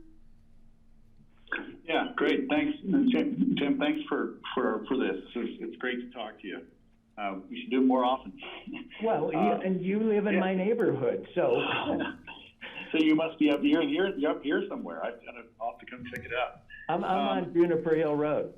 Oh, you are? Great. Okay, well, we'll come see. We had a conversation earlier today with the landfill just on deconstruction. How do we incentivize deconstruction? It's kind of a question I wanted to throw your way since you're in that business. But I also was thinking that, there's a lot of talk at CORE and elsewhere about how really the way forward is electrification. How do we electrify, and not only incentivizing new, you're in Juniper Hill, you don't have natural gas, so you'll probably will be electric.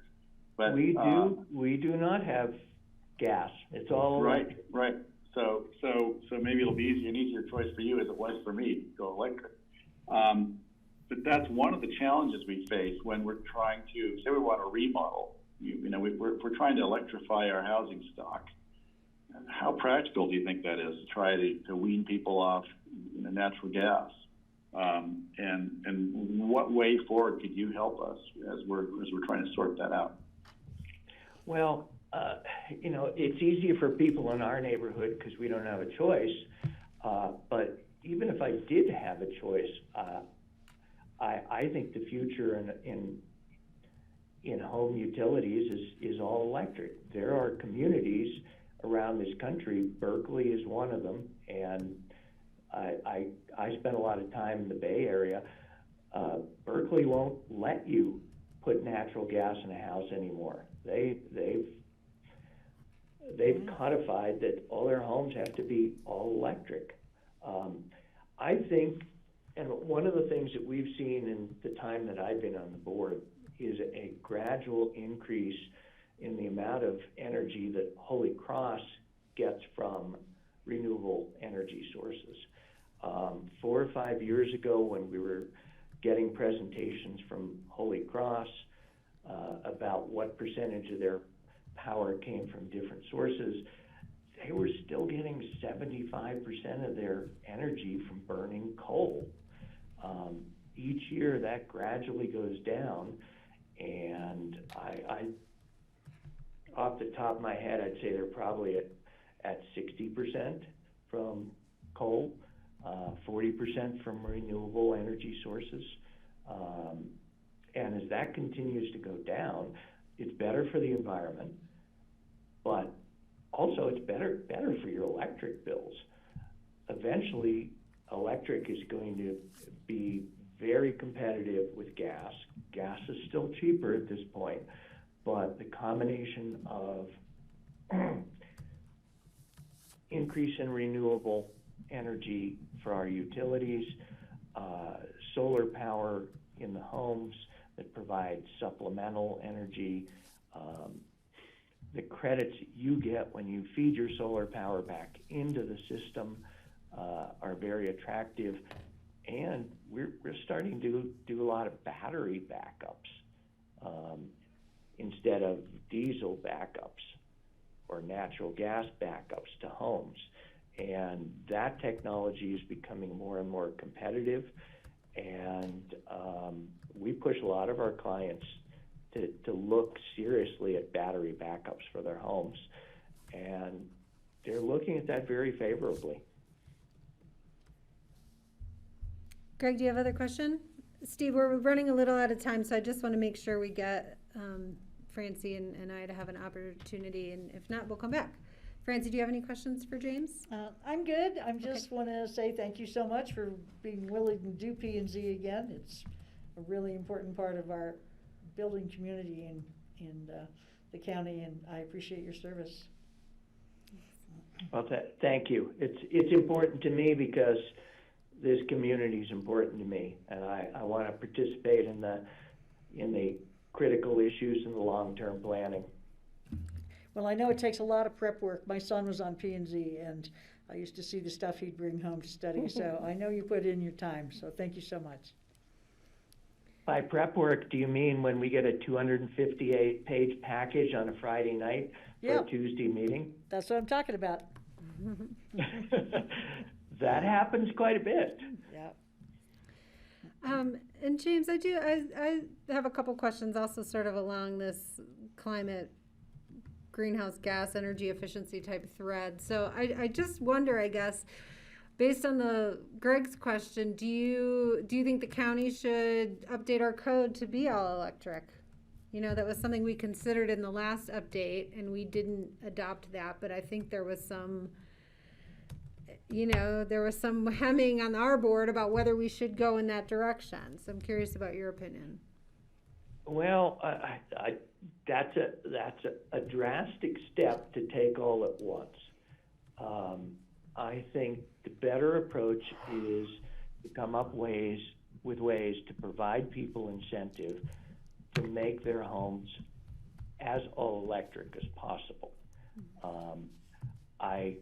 I think it would be a little too extreme to put it in the code right now, but I think if we gradually move toward it with a combination of code changes and incentives, I would say that in 10 years we would get there. I appreciate that. Thank you.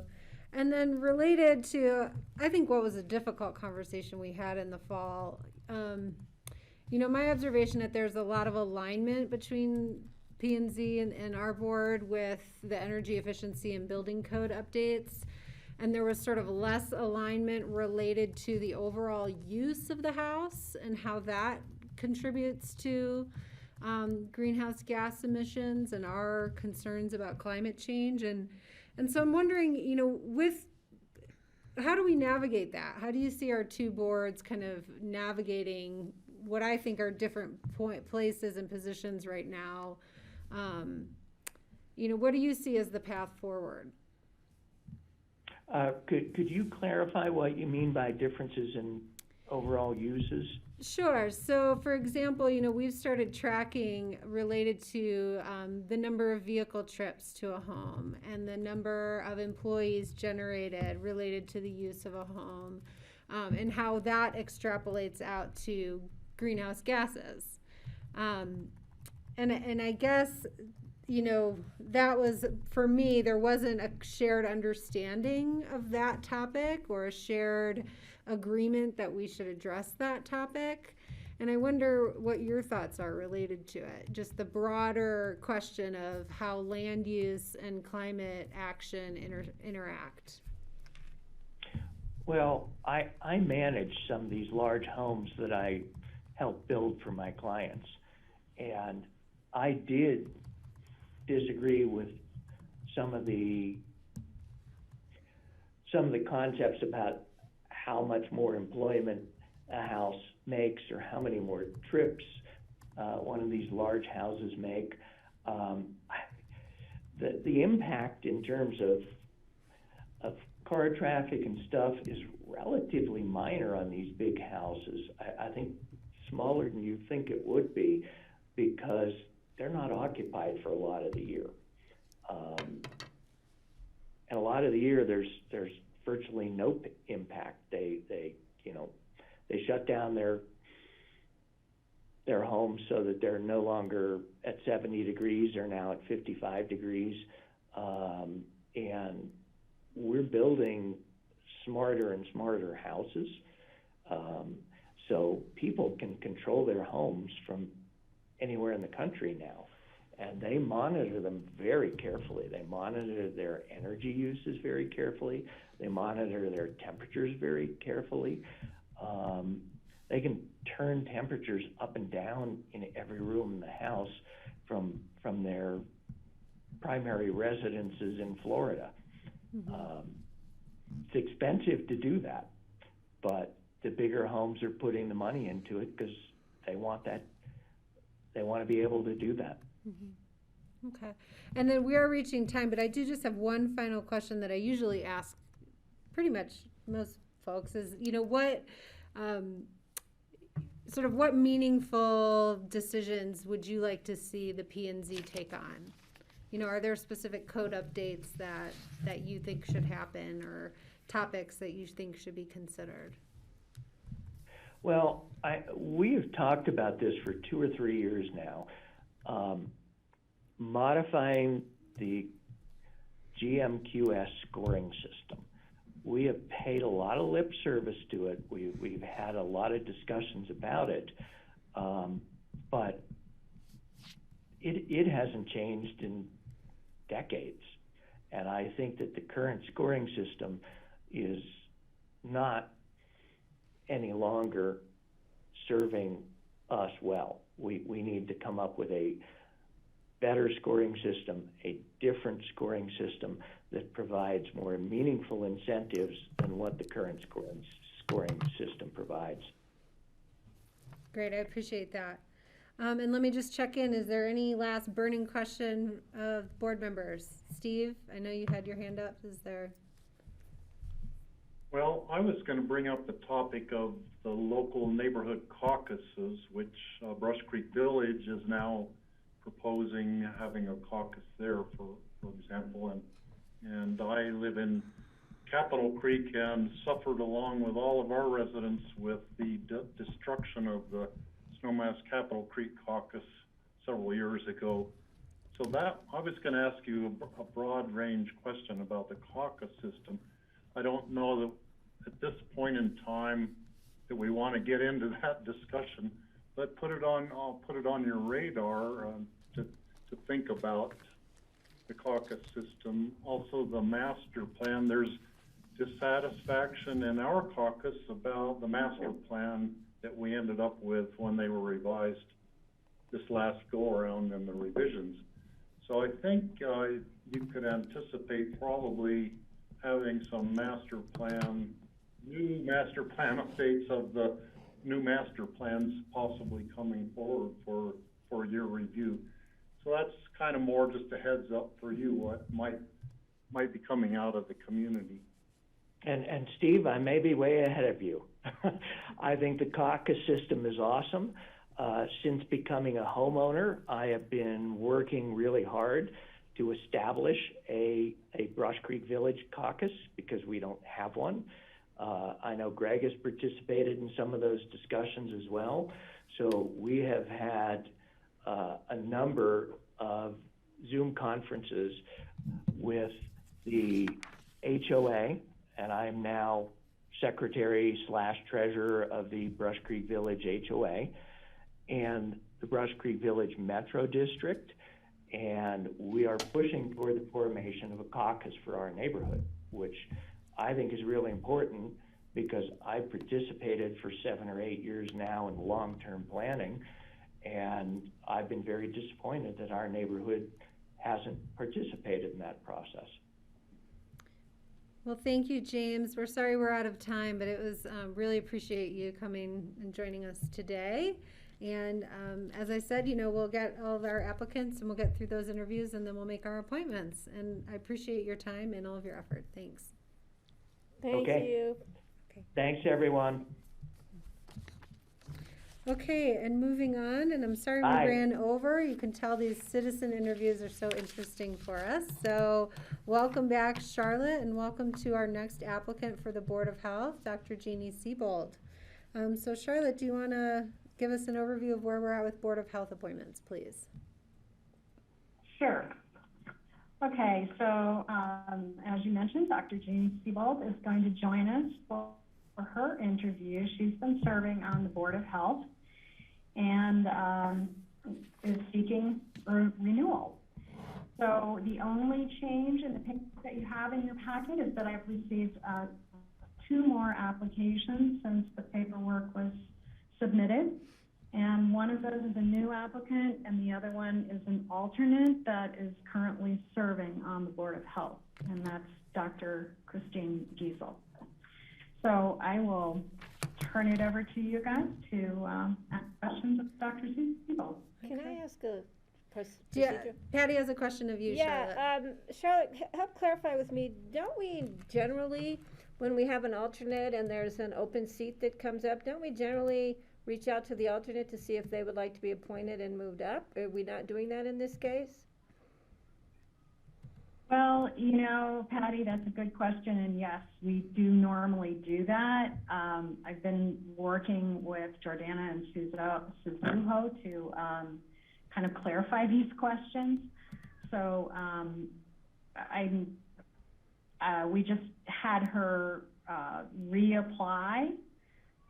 If you, as the board, would like to make that appointment, then that is totally up to your discretion as far as I know. And so that's the answer for that. All right, Charlotte, I'll bring it up when we get to the board's discussion over appointments. I just wanted to make sure I hadn't forgotten something that we generally do. So we can bring it up when we're going to that next phase. I have other questions about applications, but we can talk about that at another time also. But thanks, Charlotte. Okay, thanks, and thanks, Patty, for that question. And Dr. Siebold, hi, welcome. Thank you for joining us today. It's nice to see you. We've received your application materials and had the opportunity to review them. And then typically we conduct these interviews where we invite you to talk about your experience on the board, why you would like to be reappointed, any qualifications you bring, and then we open it up to the BOCC members to ask questions of you, and that usually rounds out our 15 minutes together. Okay, perfect. Well, I've been on the Board of Health. I see the tail and Charlotte. Throughout the pandemic, I'd like to see it out. I think I bring, I work very closely with the school district and with a few other, I'm on the board of other nonprofits such as Aspen Education Foundation and the Anderson Ranch Art Center. So, and I have been working very closely with the superintendent, Dave Boss, on school testing and other school issues, so I can bring a perspective on a child's perspective to the Board of Health.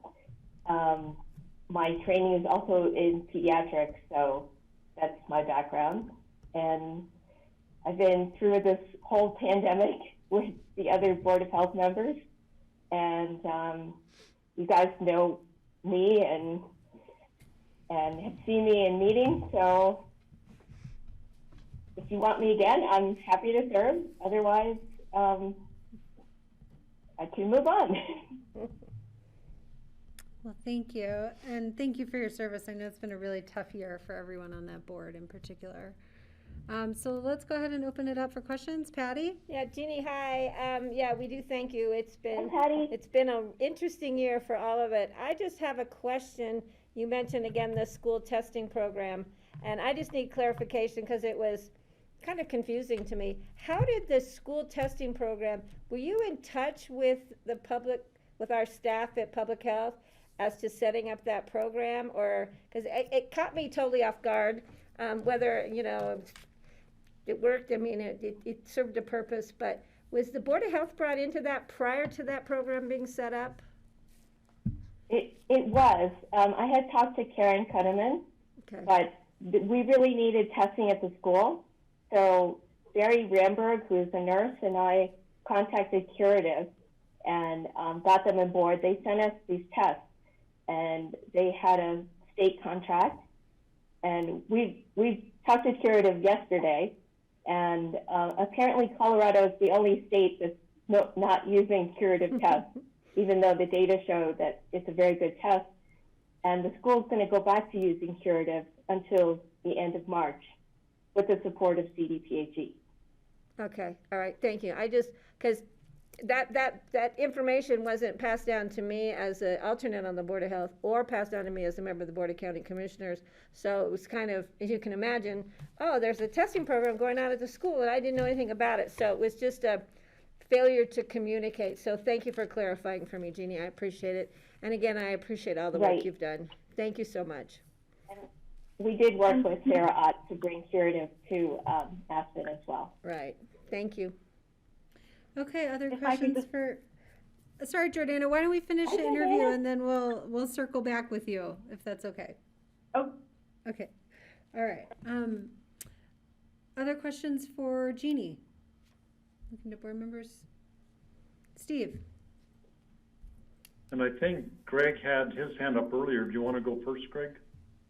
Sorry, I didn't see it. Actually, I don't know if I have a question or not. It's just that Jeannie and I are both interviewed in the newspaper last week, and I wanted to make sure it kind of came across that I had recruited her, and I just want to make sure people understood that what I had recruited her for was to actually apply to get on the Board of Health, but that didn't come through in the article, and I just wanted, for the public record, the only recruitment is to recruit people that are willing to fill out an application, and I'm so grateful that you did back then, Chief. So that's all I have for you now, but I appreciate your willingness to re-up, because we do have a joke that when I was trying to get Jeannie interested, I told her, oh, this will be maybe 1 hour every 3 months or so. And boy, was I wrong. Steve, go ahead. Well, my question revolves around schools, since you're a pediatrician and, work with the schools a lot. I presume that you would love to get all the teachers and staff and kids all back in the school, in-person learning, and be able to do it safely.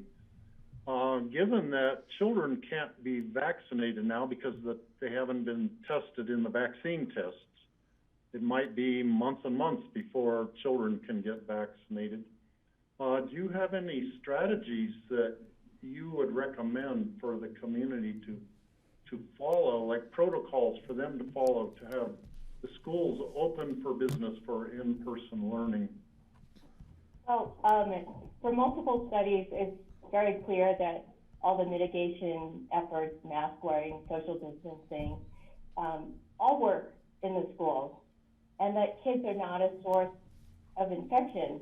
There have been studies in Georgia and in Texas. I can bring up multiple studies, and as long as kids wear masks and socially distance, they do not spread the virus to each other, even in schools that are densely populated, and maybe they can only distance 3 feet instead of 6 feet.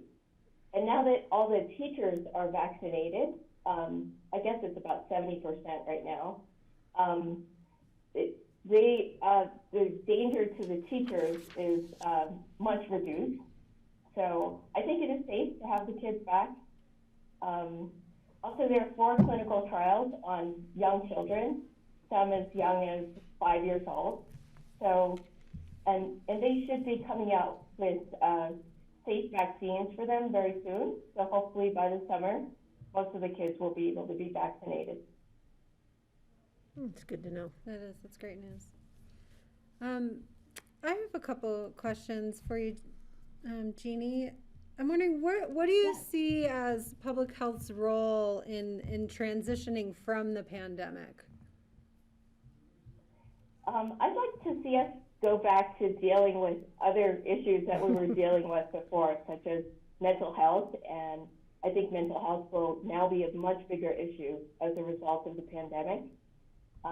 There's always like school vaping and tobacco issues and drug issues among kids and other childhood vaccination issues. I know we had a whole laundry list of issues that we wanted to deal with, and then the COVID-19 pandemic hit. It'd be nice to be able to pivot back to those issues. Do you think it's important for the Public Health Board to reflect on, your role in the last year, or how the response occurred? I think it's important, but I think it's more important to move ahead and deal with important public health issues that have been sort of overlooked. And we're still not out of the woods yet. Right. Yeah. Well, I appreciate that. Thank you. Greg, I saw your hand up again. Just thanks, Jeannie. Thanks, Kelly, for that previous question. I'm hoping that we all have the chance to reflect on the benefits, what we've learned from this pandemic, and I think you'd be a good one to ask. It appears we may have, cured or eradicated the common cold and the flu, in the last year. And I wonder what your thoughts are on that and what other benefits we may have taken from this new hygiene we're practicing. How do we leverage that going forward? And then also, the impression I'm getting when talking to people is that as we, are we really going to be over this pandemic if we have these new variants that are appearing? Are we going to be able to contact trace and then gene sequence and create vaccines that are pace rapid enough?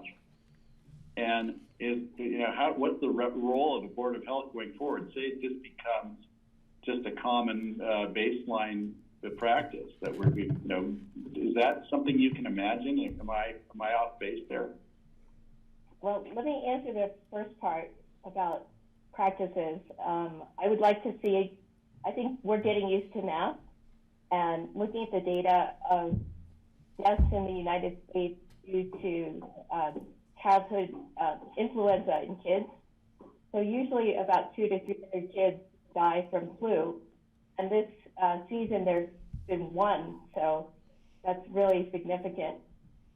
The fact that when people are sick, I'll wear a mask when I'm sick. I have about 20 masks in my house that I will wear. So I think that's one thing. And Greg, what was your other question? Just wondering do you really expect the pandemic or the COVID, I can kind of expect a succession of variants, a cascade of variants coming, hopefully not too quickly. Are we going to be able to stay on top of this? I think that would be the question. I believe so, because the technology using mRNA is very flexible, and we can create booster shots to deal with new variants. And we also know that the current vaccines, the 3 that are out there, are effective against the variants. So I think it just behooves us in our county to get as many people vaccinated as soon as possible and to get as many vaccines as possible. And I know that Public Health has been working very hard on that. Thank you. Other questions for Dr. Siebold? Francie. Hi, I just wanted to introduce myself. I'm Francie, and thank Hi, you, and thank you for the work that you've been doing and that you're willing to continue to do. I'm sure when you signed up for it, you didn't see this pandemic coming and the demands on your time. But we're really lucky to have your expertise, and so I just wanted to say thank you. Okay. And if I can put in a good word for Dr. Diesel and Marky as well, I would love to see them back on the board. They are both wonderful, very knowledgeable people, and they have my endorsement, both of them. Great, thank you. And thank you for your time. And Jordana, while Dr. Siebold's still on the phone, we continued on with our interview, but it sounded like you had a comment before, and I want to make sure we get to it. I can follow up with her offline on the testing that she mentioned about curative, just to make sure we're all on the same page. Okay, great. Sure. Appreciate that, Jordana. Thank you. Thanks, Judy. You can call me later, Jordana. Bye. Thank you. All right. Okay. Thanks for your time. Thank Bye. you. Thank you very much. Okay, moving on, and my apologies to the other candidates. We're just running behind, and that's my blame to bear. So Marky Butler, hi there. You are our next interview again for the Board of Health. And I don't know, Charlotte, is there any additional information related to her application that we need to know? No, just that we have the 2 applications that I mentioned previously. Okay. And then my question is Marky applying as the Snowmass Village rep or as a community rep? I was confused by the paper. As an at-large rep. Okay, great. Okay. But she's for the seat that Brent is vacating, correct? Right. Okay. That's all very helpful. Thank you. That is correct. And hi, Marky. It's been a minute since we've done this with you. It's great to see you. And generally, we conduct these interviews where we invite you to talk about your experience and your qualifications and your interest in staying on the board. And then we'll open it up to the BOCC members to ask questions. And I'll just say thank you so much for serving over the last very difficult year.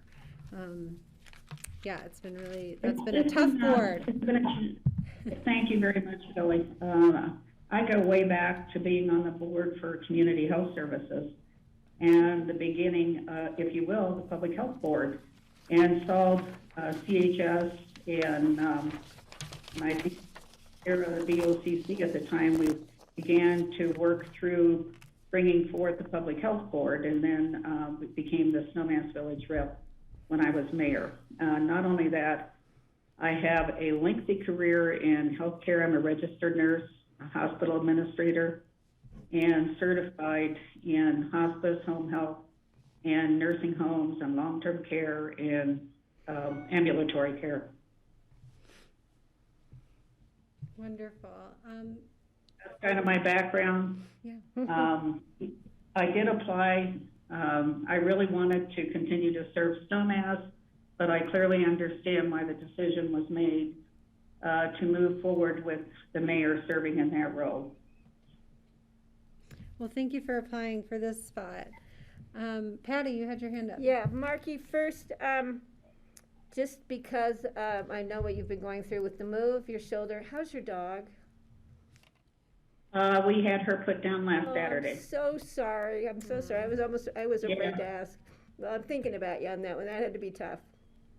Well, it was difficult. The good news, I'm a long-term hospice nurse.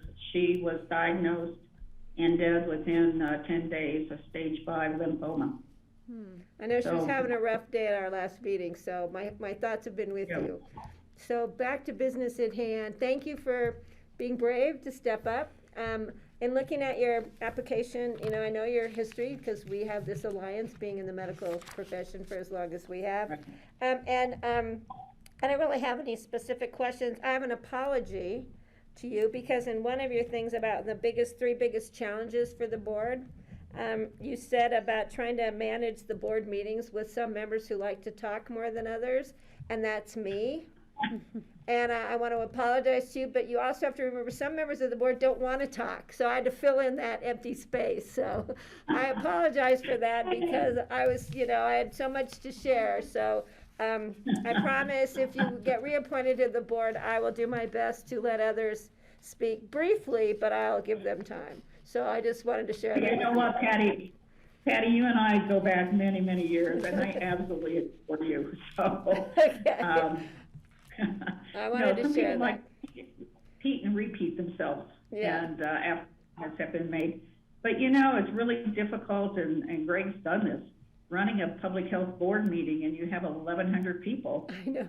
Either or about 90 that are invited guests, and it is one of the most difficult challenges there is to run such a large meeting. And this is when I really need to compliment our staff. The staff are the ones that really send me texts like, Marky, you've got to take this comment. Marky, you got to do that. Someone else has their hand up. And I cannot thank Jordana and her staff enough. Yeah. And when you think about it, less than a year ago, no, a little bit over a year ago, when we had the traditional public health board meeting, and we had, I think it was 5 staff members.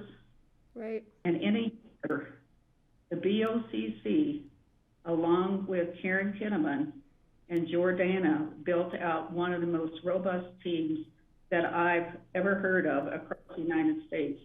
So we need to applaud, I'd like to applaud the BOCC members as well as Jordana and all of her wonderful staff. Yeah, I remember the meeting where we had over 1,000 people. That's when I was Zooming it from the hospital when Tommy was at the Heart and Vascular. And thank God I didn't know there were 1,000 people on. I mean, that's a lot. But that was pretty huge. And yeah, you've taken a really tough job and you made it look so easy. So thank you. Thank you for your effort. Well, maybe back in my old days I could act. Thanks, Marky. Okay, You're most other welcome. That's questions? so very kind of you. Other questions for Marky? Greg? Yeah, thanks, Marky. Thanks for stepping up again. I didn't know if you were going to, and I'm grateful that you've come back on. And I must say, you must be. We've discussed this. We're gluttons for punishment if we're here, but it's important, and I'm sure you find reward in it.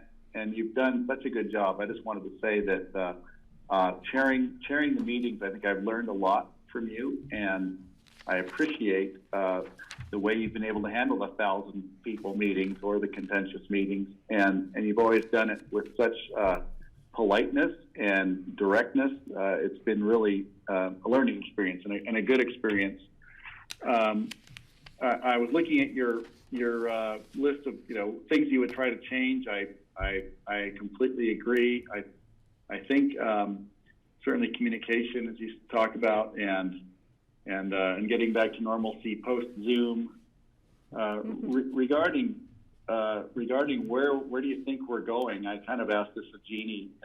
It seems as if elements of the pandemic and response to COVID have both been created benefit to the community in terms of other disease control, and also we may just have ongoing situations. What if you're looking in your crystal ball? What do you anticipate the Public Health Department doing and our Board of Health doing, in the next couple of years? As we all know, the public health role is mandated by the state. And since the pandemic came forward, we really have not had the opportunity to spend time on all the elements of the state mandated services that's required for public health agencies. Now, what I see coming forward, Greg, a very good question, is I would like for us to begin to think about going to monthly meetings versus every 2 weeks. And if we went every 2 weeks, maybe one meeting might be concentrated on the issue around the pandemic, and then the second meeting about the broader role of public health. And back at the strategic planning retreat, that seems like moons ago, we spent a lot of time about equity, the issue around diversity, and about making sure that all people are created equal in Pitkin County and served accordingly from public health. We unfortunately haven't really spent a lot of time on those types of issues. I don't know where the elements are. I think I do, but I don't know for sure. We've got a lot of work to do there. We've got a lot of work to do with mental health and with suicide and with what I call post-pandemic stress, loss of jobs, loss of family members. And so I do see a big role for public health taking leadership on all of those fronts. Did I answer your question? Yeah, that was great. Regarding communication between, since you have insight regarding communication with public health directly, Board of Health is a separate entity, really, and we work with Public Health Director and Public Health Department so closely. How would you see? What do you think we need to do to optimize or create more better relationship with public health? And I have to say, I'm starting by saying I think it's a pretty good relationship already, but there's always room for improvement in a scale up like this. It's a very good relationship. The Board of Health, working with the staff, have been phenomenal. Now, I must share with the BOCC that I do spend time working with Jordana on a regular basis. Her job is not easy. You look at public health directors across the state and across the country to how they have been treated. I have received some most interesting phone calls over the last year plus. But needless to say, our job is to support the staff and respond to them. And to that end, we don't really have the time and haven't had the time to celebrate their successes. And I think it's very important for the BOCC, the Board of Health, to spend a few minutes each meeting really listening to the issues that have come forward that are challenging for the staff. And then the question becomes one of how do we support you and how do we continue to build a team to be as cohesive as possible. And when you have a bad day, how do we deal with that? What can we do to support you? Let's just go back for the holiday season. Were we able to give our staff anything for Christmas or Hanukkah? No. Some of us did go out and buy a few gift cards here and there, and I think that's important because we're not honoring the hard work of the staff. And I will just share with the BOCC that for a long time, this staff had absolutely no break. It was 7 days a week, 24 hours a day. And it was challenging and it was hard. And I was constantly saying either Karen or to Jordana, got to take a break. The staff have got to take a break. And of course, she does the best job she possibly can managing that dynamic. But I applaud the staff. Thank you, Marky. I see a question from Steve. Hi, Marky. Thank you so much for doing just an outstanding job during this past year through the pandemic. Yeah, I think you had the hardest job in the whole county, besides maybe Karen and Jordana probably had a harder job, but you did an outstanding job. Right now before the state legislature, there is a bill that has been proposed that would prohibit, well, it's been modified now, it would only allow one county commissioner to serve on a board of health, and all the other members of boards of health across the state would have to be members from the public, and I think maybe have to have healthcare backgrounds for the qualifications. Now, I don't think this bill has a whole lot of chance to succeed, but it was brought forward by the legislators because of the preponderance across the state of the boards of health being the county commissioners, and their decisions and directions were political decisions and not board of health type decisions that were being made. And so now this new bill is a reaction to that, to try to make it more of a healthcare oriented board of health makeup across the state. So do you have any thoughts on that, given that Pickens County has a different system than most of the other counties in the state? Maybe ours is the model we want to strive for other counties. I have a lot of opinions on this issue. It's a hot topic. I well remember when we were having difficulty, the leadership of our public health department, dealing with the Garfield County commissioners and Eagle County, really trying to get all on the same page and trying to work together as a team, a three-county team, in terms of how we were going to work together to really do the same thing. Because you and I don't ever know when I cross into Eagle or into Garfield County, and we needed to have the same restrictions. That was very hard because we did not have the same structure. Now, I'm going to go out on a little bit more of a limb.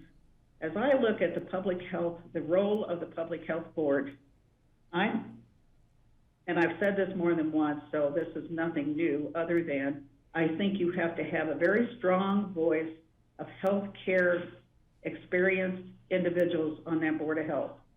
Nurses and doctors and epidemiologists, public health people are so important. And if you look at the Board of Health now, we have 7 voting members. And Greg does a wonderful job as a voting member, but then you also have 2 mayors that have no healthcare background. So we could come down to a vote with only one other person going with the political side, and I almost felt that was kind of where we were going when we were in the red zone. And that was really hard to really focus on what is the purpose and what is the mission of the Public Health Board. Our job is the health and safety of the communities. And I understand economics is part of that, but those were the toughest decisions this board ever made. And Greg was right there, and Kelly, thank you for your comments when we were going through that red. It was not the most fun experience in the world. But back to your question, absolutely, I don't think the Board of Health should ever just be the county commissioners. And Kelly, I do want to, sure, yeah, I do want to just be a little cognizant of time. But yes, Greg, go ahead. Just wanted to add, Marky, I'd love to hear what one of the problems I have with that legislation is it doesn't mention anything about other electeds. So they may think they're removing the politics, but if they're still allowing electeds from municipalities, for instance, it seems like it's a non-starter for a bill. They're not going to accomplish that. And just wanted to know if you wanted to weigh in on that at all. I probably ought to bite my tongue on that one. Because I think the structure that we've got is very, very good. We've got the right people. We've got a partner with Dave Ressler and all the hospital staff. So we've got excellent coordination and communication. But if you don't have that, then your Board of Health should be pretty much strictly health experts. And I'll just jump in because I have a related question. Do you think there's any missing voices on the Board of Health at the Board of Health now? Well, that's a very good question. Back to my notion of health, people that have a good background in all types of health.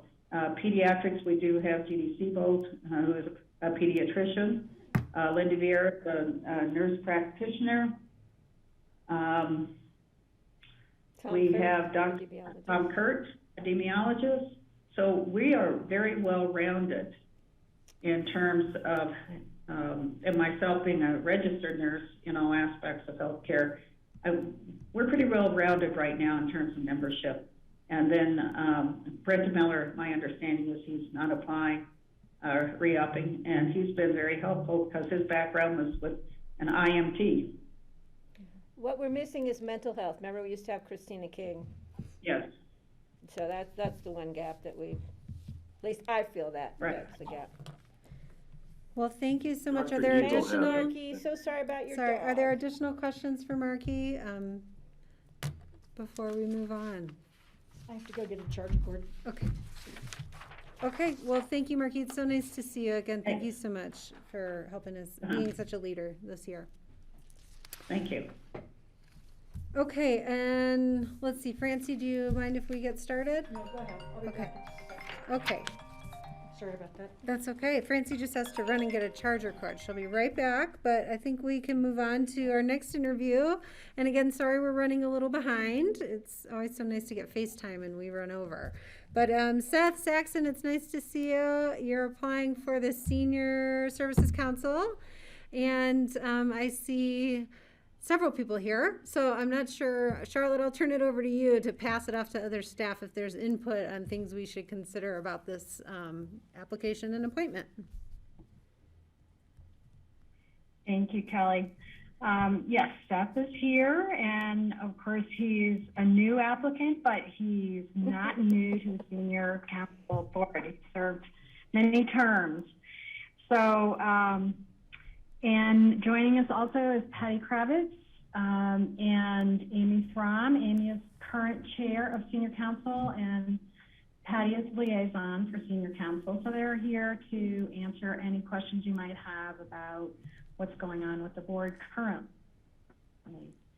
So there are no changes to the paperwork in your packet. We still do not have any other applicants at this time. I'll turn it over to you. Okay, and I'll just check in. Patty, anything additional about the board appointments you'd like us to keep in mind? No, we do have several members rotating off, and I think we had another member who officially moved out of the county And obviously Seth has a longer history with senior services than even I do. And so we would welcome him coming back. But we do have a number of vacancies. We do have some good active recruitment going on, but right now we have some good vacancies. Okay. All right. Thanks, Patty. And Seth, I know you're not new to this, but we'll give you the opportunity to tell us why you want to be back on the board, and then we'll open it up to the board to do a roundtable of questions. Okay. Thanks for having me. I feel like the senior center has just been a part of my adult life in Picken County since I think I got on originally in the late 90s. You probably heard me give this whole story before, so I'll do it real fast, but just wanting more out of my involvement in the community than just dogs, just because that's sort of how I interacted with people on a daily basis. And back when I was in my 20s and the 90s, I thought, what else am I interested in? And learned that you could get involved in the community via these community service boards. And at the time, my best friend in town was Gino Hollander, who was an older guy, a senior in town. And I kind of realized, wow, I hang out with a lot of old men. I like old men and old ladies too. But and at the time it was kind of quirky and unusual, but now over the decades, I'm getting close to being a senior myself. And so it's really interesting because when I first went on the board, I was sort of an anomaly, and it was kind of funny that I was on the senior services council, because I was quite young, but over the years, I've just, like I said, it's just become a part of who I am, and I feel really close with the staff there. And I feel that we do make a difference enhancing the quality of life for the seniors and our projects. Like when I had to go off because my 4-year term was over on this last round, which was a year ago, I think right before COVID, I was really having fun with it. I'd say my 3 points of, I'm interested in a lot of stuff, but 3 points that I really enjoy are recruiting new members would be one. I've been really excited and having fun finding possibilities for a new senior center, because due to age and lack of space, we really could use a new location. It's really tough when we have book club going on and cards over here and a senior council meeting over here, and everybody's getting annoyed because you can hear each other and we're all on each other's toes. And so anyway, long story short, I enjoy it. I feel like I make a little difference. And it not only do I think I'm helping enhance the quality of life for the seniors, everybody's helping enhance the quality of life for me. And I'd love to rejoin the council if you'll have me. All right, thanks, Seth. And we'll open it up to questions. Patty. Yeah, Seth, first I have to say, looking at your backdrop, looks like you should be applying for the Board of Health. Looks like you're like in a surgical suite there. The second thing I have to say is, if anything, I think the senior services has grown you up, and they've done a good job because you've been with them for so long. Third, before long, you're going to be a senior yourself, but we're going to give you more years than a few. And my final thing is, I just have to say, welcome back. Well, thank you. Appreciate it. All right, other questions for Seth? Steve. Well, I'll kind of echo what Patty said. Thanks, Seth, for reapplying now. A year ago, I mean, you've done it for so long, and everybody was hoping that, beyond hope, that you would come back again, especially given that now we have 3 members who will be there at the end of their terms, including Amy Throm, who's done a really able job as the chairman of the Senior Services Council. So we're losing her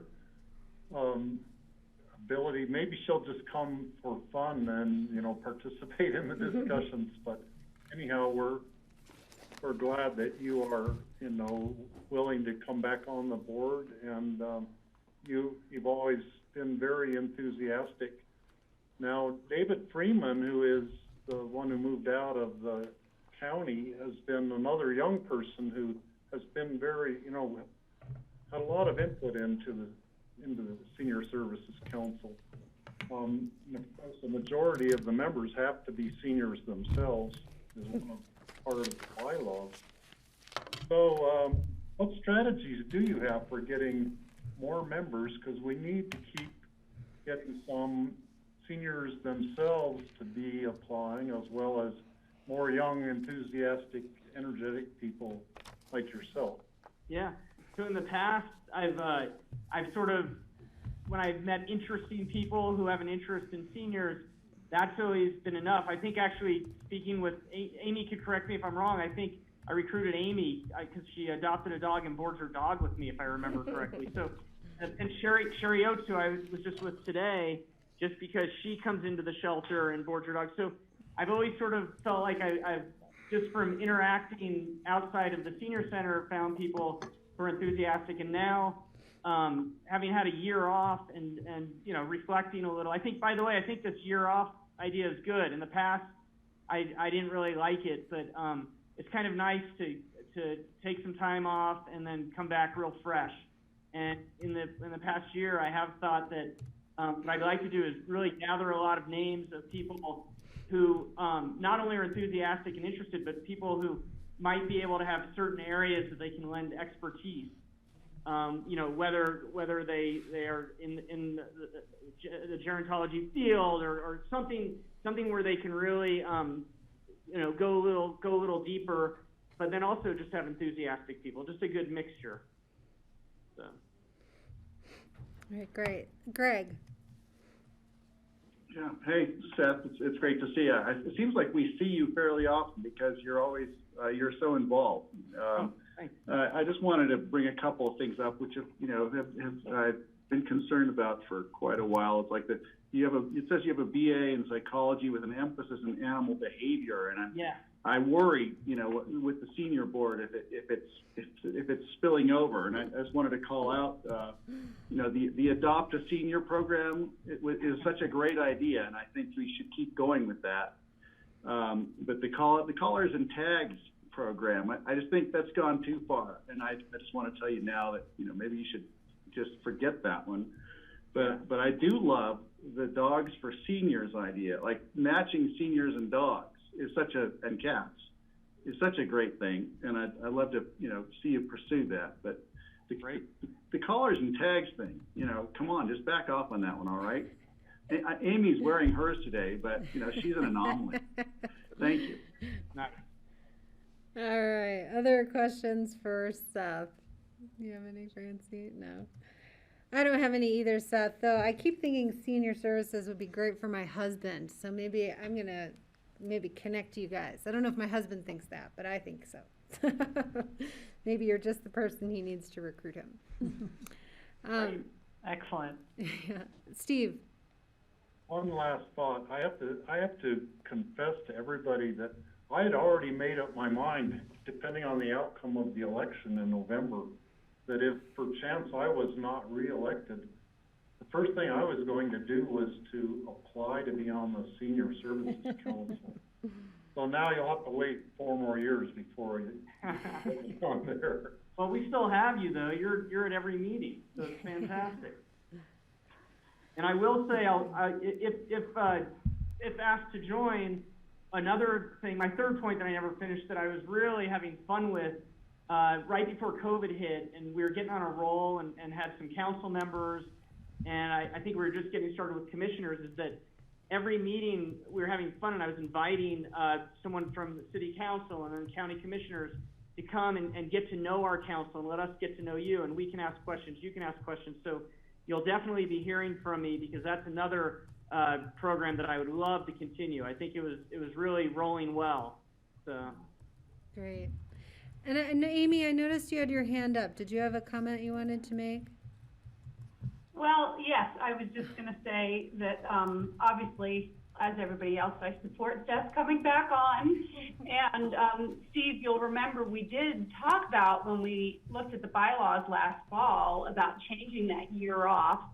But I also kind of like it, and I think the reason we kept it, we had some good reasons, so I'm glad to hear that Seth sort of bought into it also. And then also to say, I can't wait until the senior center is so crowded that we're competing for space. Because this online format has been really challenging, not getting on a virtual meeting. So I will say that having only 8 of us this past year on the council is about all I could handle running meetings. So I'm not overly concerned with the size until we get back in person. And I think we will have, again, about 8 people as we move along here. As you guys know, you just appointed Lynette Connor, and she was fantastic at her first meeting, really interested, good ideas, you know. Teresa Hall, you guys also appointed, and she's been great. I know she's recruiting some people. David, actually, Steve, is still on. He is planning to move out of the county, but he hasn't moved yet. It's Ashley who has actually moved out and resigned.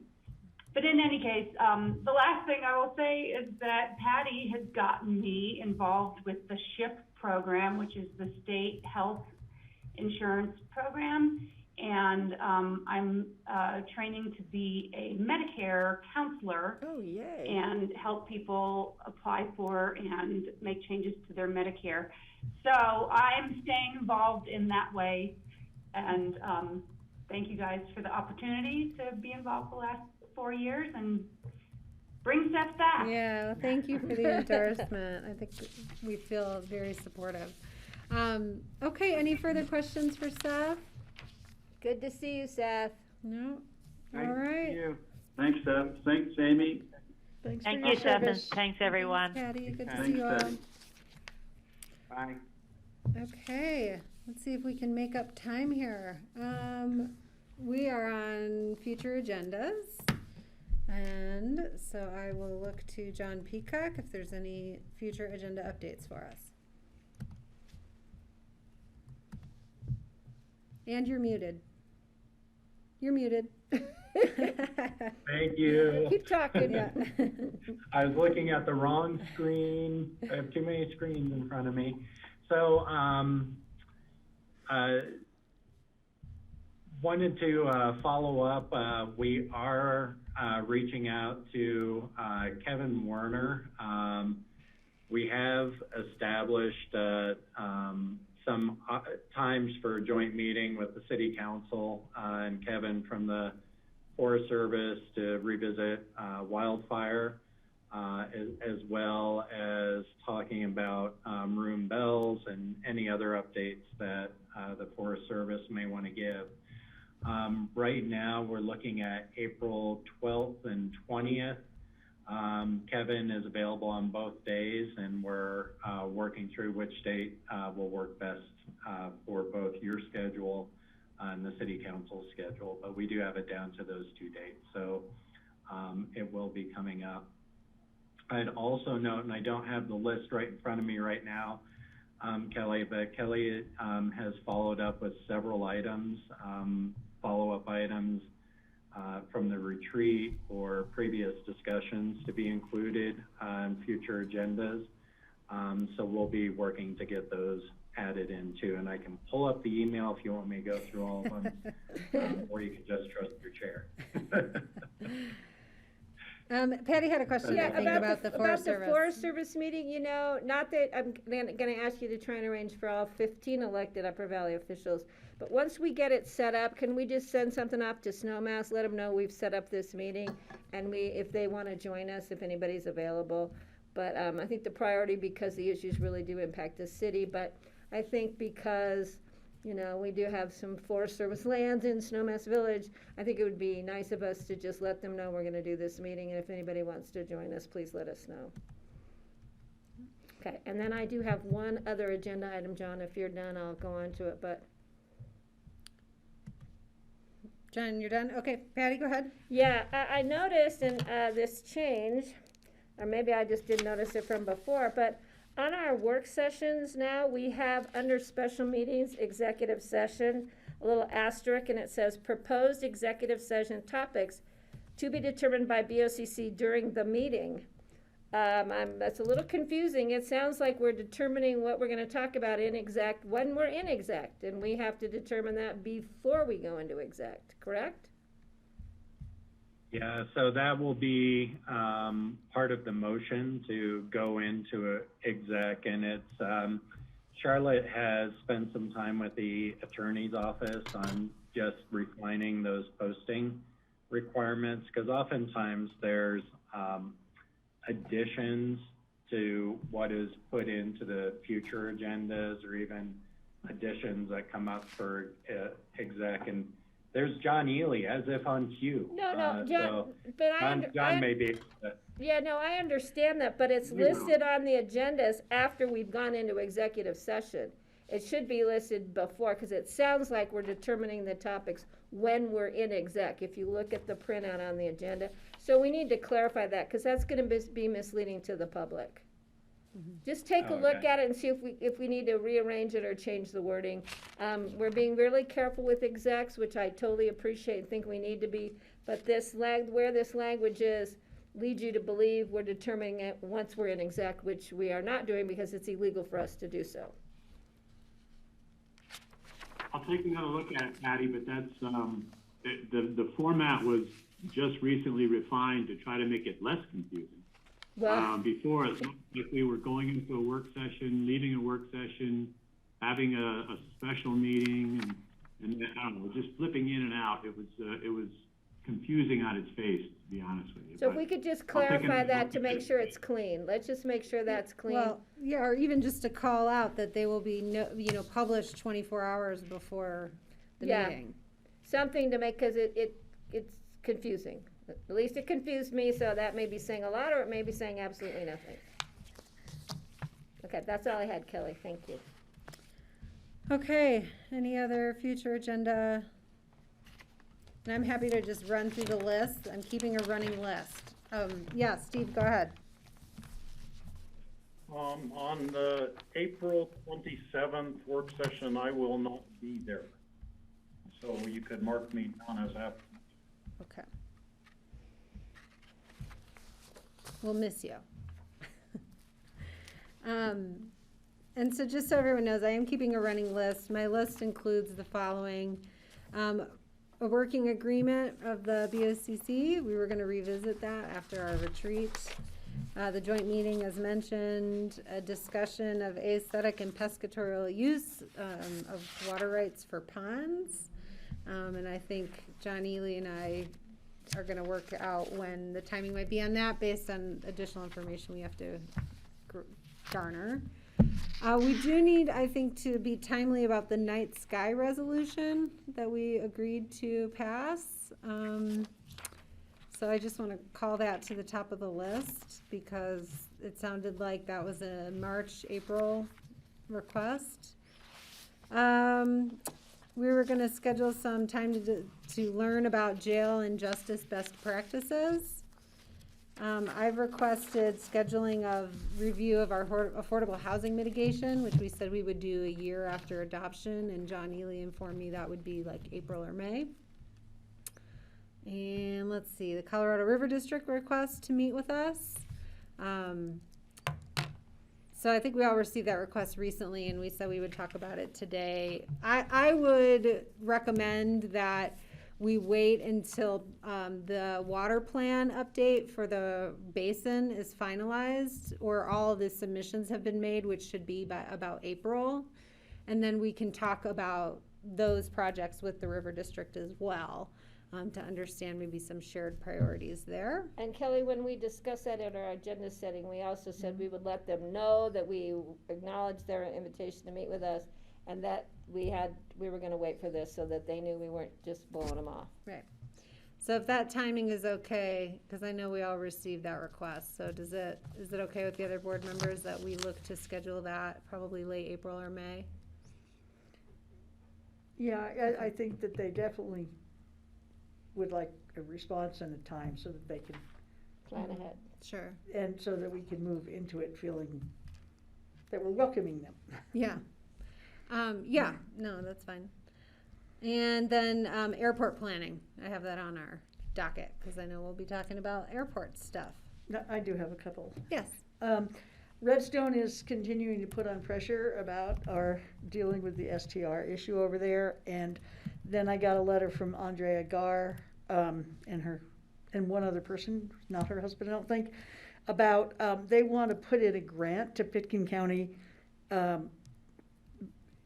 for, PR for for Redstone, that they only have a $5,000 budget to try to promote tourism, and they feel like they don't get any help from the rest of the county in recognizing that Redstone is a place to go in the county when people come here.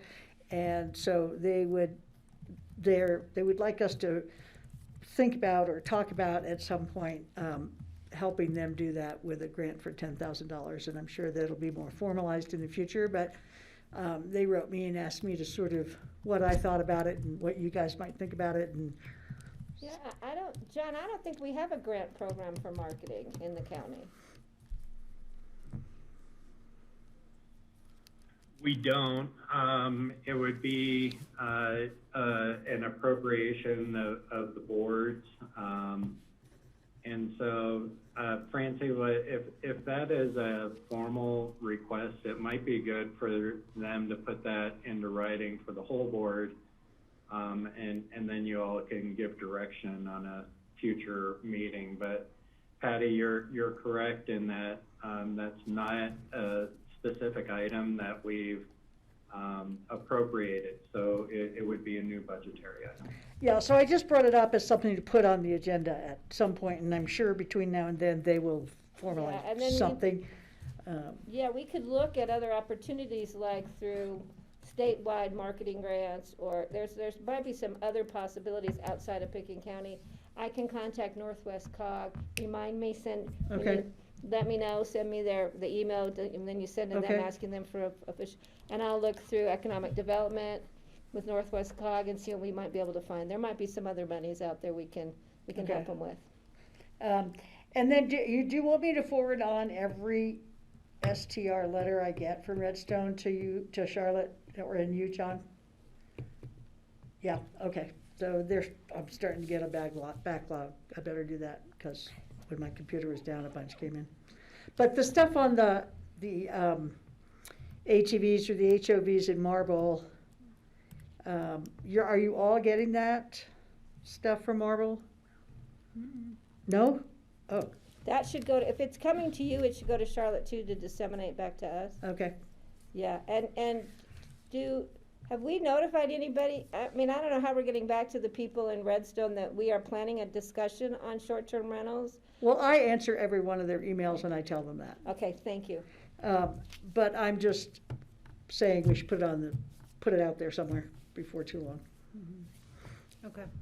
It's I have coming it up on on my future list. agendas, Great. I think. At some point. Okay. You're getting hit by all of them up there. Any other items for future agendas? Greg? A couple things have come up. One, just the discussions about summer, and I know there's ongoing discussions on how venues and events and festivals and things like that are going to approach the summer. I know they're all starting to ask now if we could look in the crystal ball, and it's really, it might be a Board of Health or Health CDPHE issue, but just wanted to put that out there. Maybe we should have a conversation of what the summer is going to look like in forecasting regarding protocols to help some of these organizations, whether it's music festival or theater or others, either updates on what they're doing or ways in which we might be able to help them. Because I'm getting a lot of questions about that.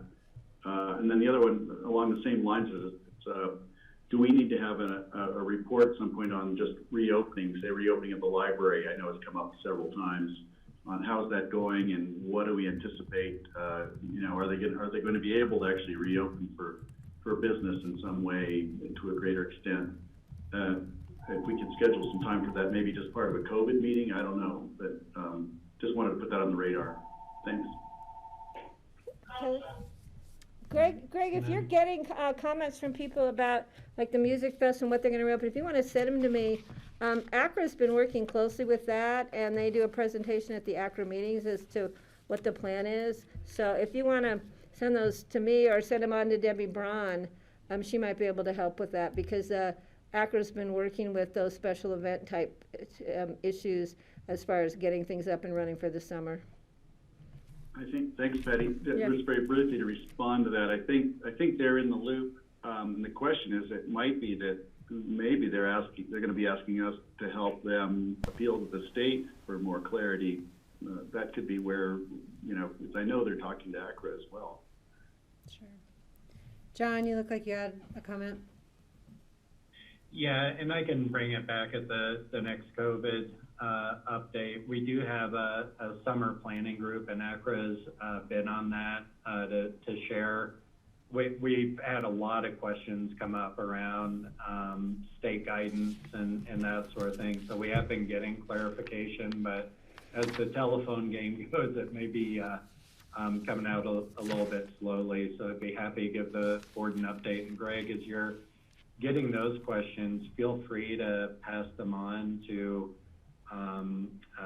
Tiffany Greenlee or myself in public health. We're keeping track of those and trying to get those questions answered. Any other future agenda items? Steve. I was going to bring it up at open discussion, but it really is more something we need to get on open discussion.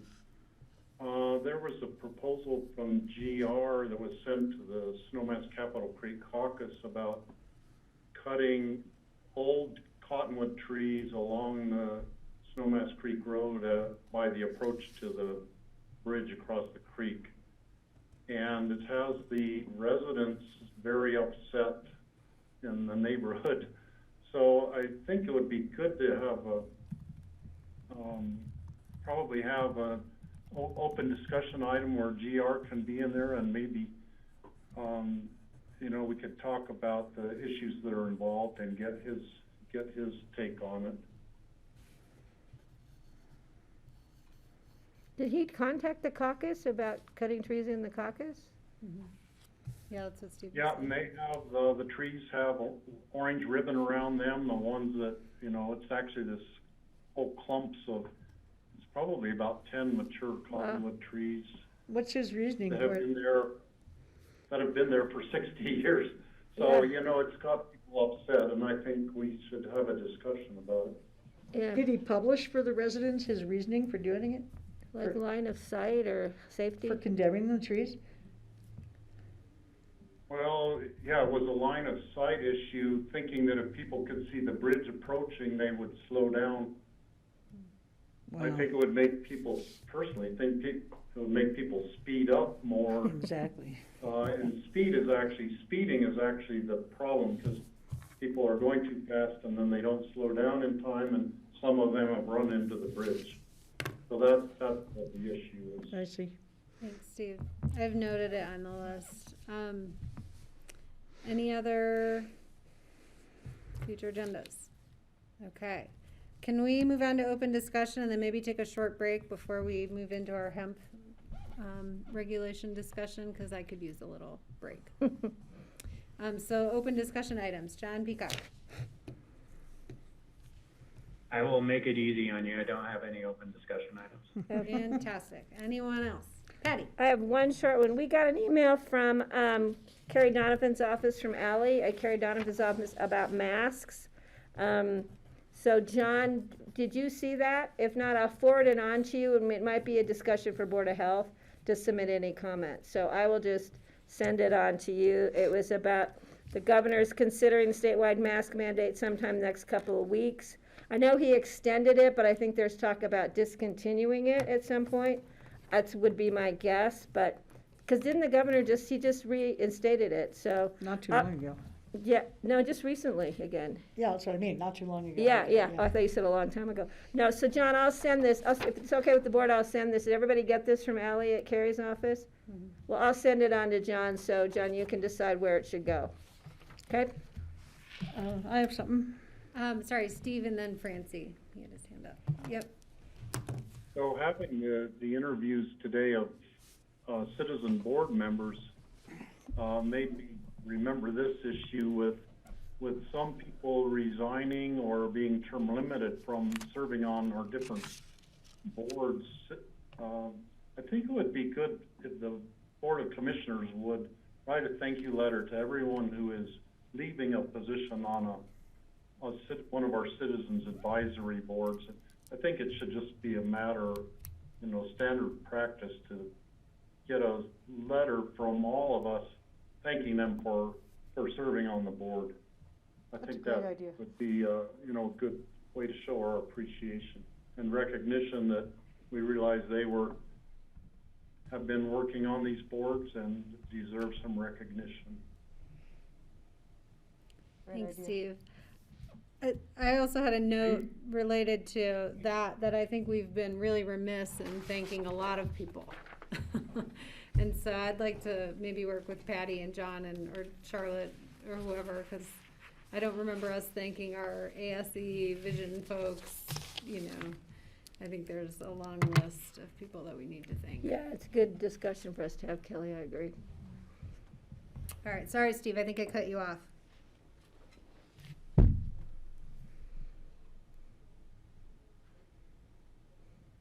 Well, I was just going to add that, maybe Charlotte already sends out something that we don't realize. I don't know if she does, but I think it would be appropriate to have it come from us to all of them. Thank you. Francie. I just wanted to share with you guys that I got with John Groves on Sunday and visited the elk capture, which is practically in my front yard. I was going to meet with Matt and do it up near the monastery. Did you get up there, Greg, with Matt?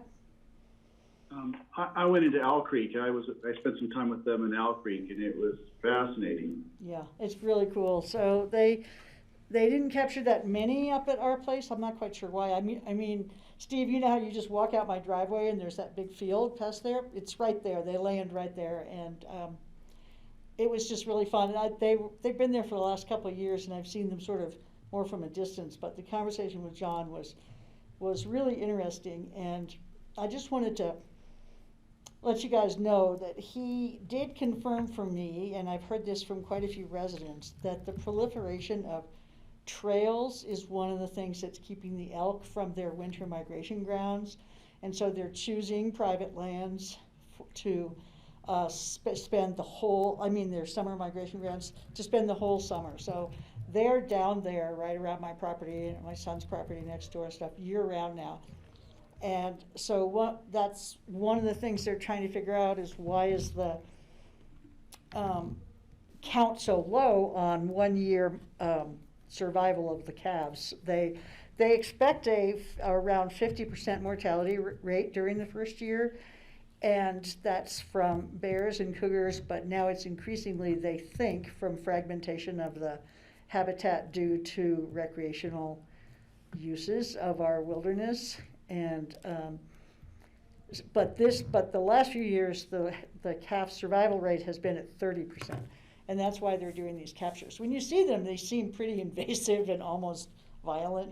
They drop this net down on top of a cow, and then two people get out of the helicopter and tie the 4 feet together, and then tie the bottom of the net together and put a blindfold on her, and then they lift her up and bring her over to the field where they lay her down, and then they tranquilize her at that point, and then do all the measurements, and they put a device in her vagina that comes out when the calf is born, so they can track when the calves are born. And then they come back in and do a calf study a little bit later to try to assess the losses. But the reason I'm bringing it up to you guys is that the proliferation of trails is something that is definitely not foreign to open space and trails. So I just think it's something that we need to be thinking about as a county and as the open space and trails continues to do its thing. Didn't we use open space and trails money to help fund that? We put in some dollars into that, didn't we, John Peacock? For the CPW, what they're doing? Yeah, I thought we partnered at some level with them. Yeah. You're muted. Which screen is he on? I know that we have, I need to check with Gary on whether we help Yeah. on that this year. But usually we do have a partnership on Yeah. elk capture. But interesting to know how they do it. Oh my God. Yeah, and you know, where I live, there are all those new bike trails and stuff, so it's that part of there's 4,500 elk that live between 4 Mile and Castle Creek and between the Raggeds and 82. So that area has 4,500 elk, and so the part of the herd that lives right where I live, I know they're affected by those bike trails up there. And so anyway, just something for us to be aware of. Yeah, I appreciate that, Francie. Thank you. And then one other thing is the letter we got from the woman who's been declined an opportunity to participate in the farmer's market, the Aspen Farmer's Market. Did you all get that letter? No. Oh.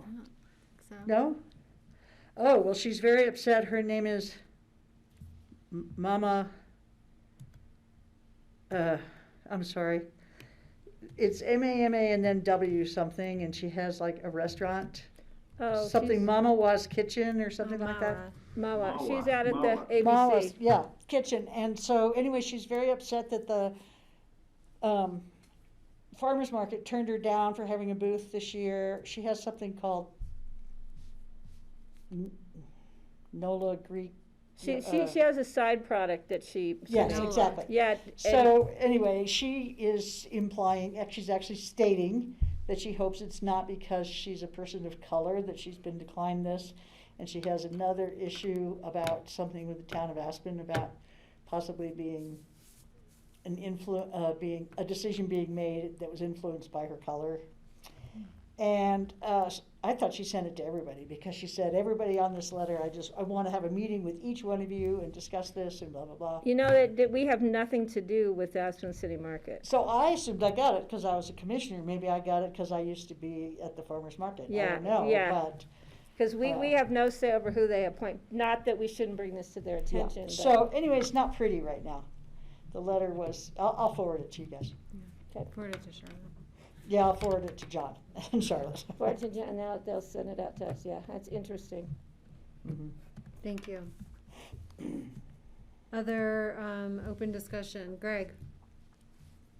Very interesting. Yeah, Francie, I was just thinking when you're talking about the elk program, it's fascinating what they're doing. Hopefully it's going to help give some enlightening science on what the elk need to thrive. And I think that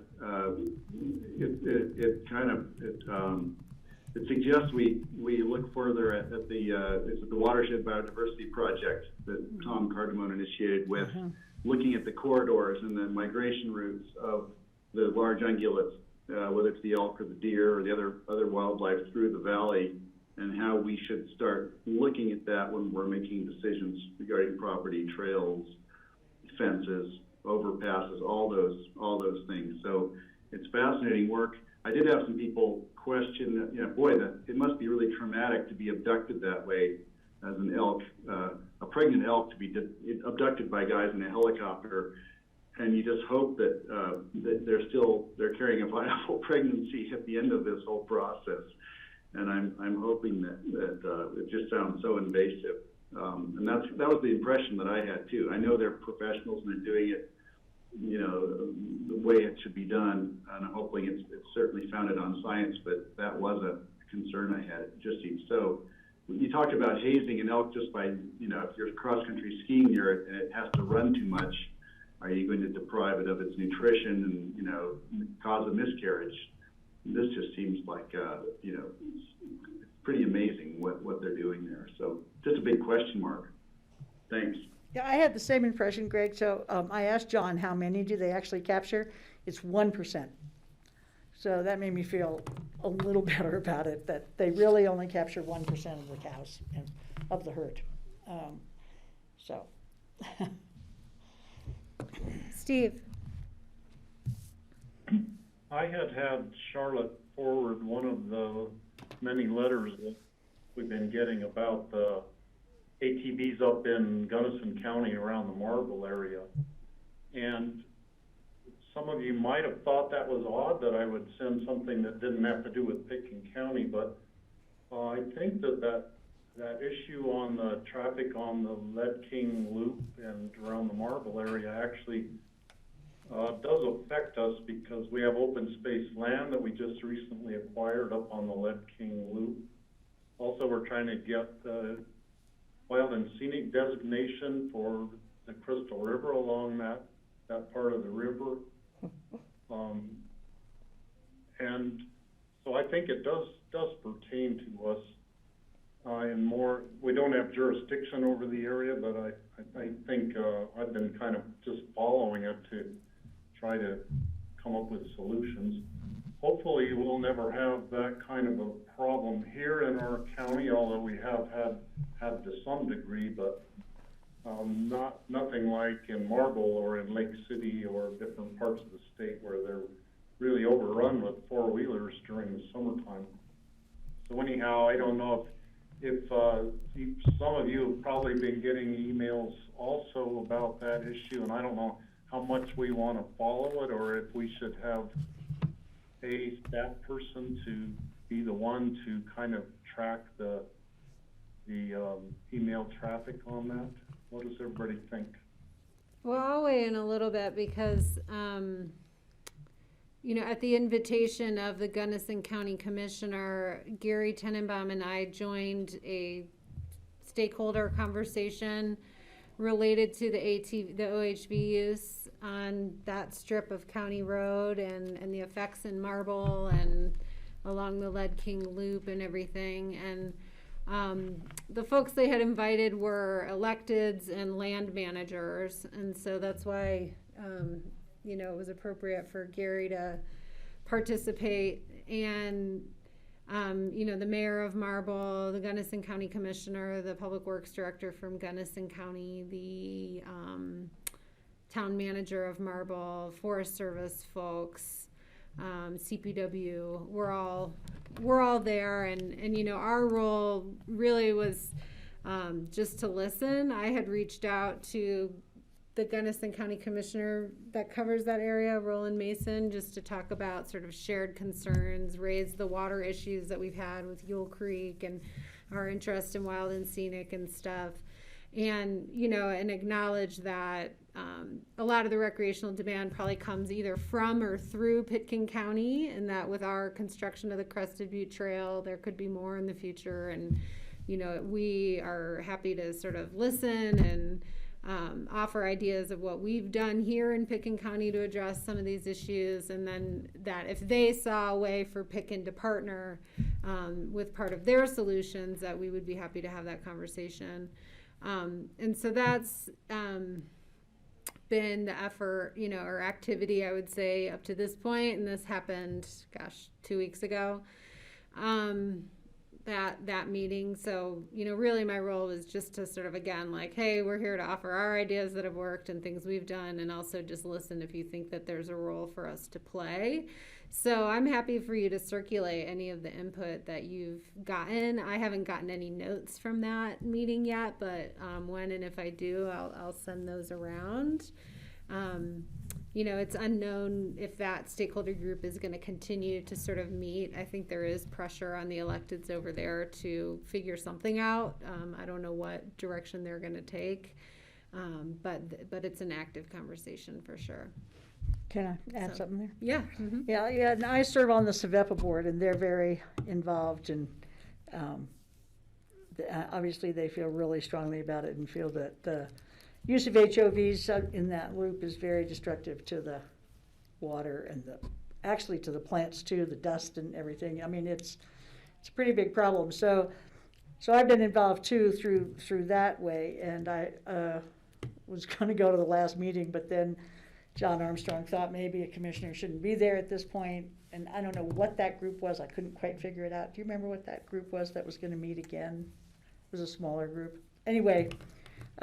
Yeah, so I'm on their stream, and it's a lot of letters, and I haven't read a letter from anybody who's in support of using HOVs there, but I know those people are out there. So.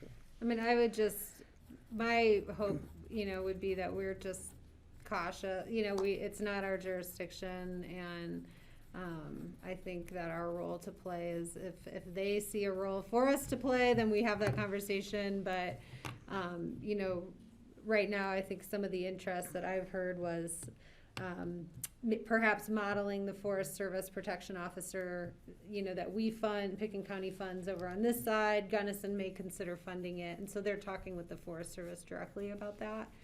So I haven't seen a role for us to play on this issue yet. You know, because it's in Gunnison County. So I just think we should be sensitive to that. At the same time, we need to remember we're trying to move forward on a scenic river protection, wild and scenic, and we want to make sure that we are moving forward in a direction where we're maintaining support for that. Yeah. And I don't think those issues necessarily overlap. But so, all right, can we take a break? We're sort of punching on time here, but at least 5 minutes would be great. Yeah, is John Ely still on? Does he still need an hour so I can rearrange my plans for 5? I don't know, John Ely, do you think you need the full hour? For the Oh, I can be flexible. Okay. All right, thanks, sir. All right, folks, so if we can come back and, you know, let's say 4:20, so 6.5 minutes. Okay. Thank you. And Grassroots will be back at 4:20, please.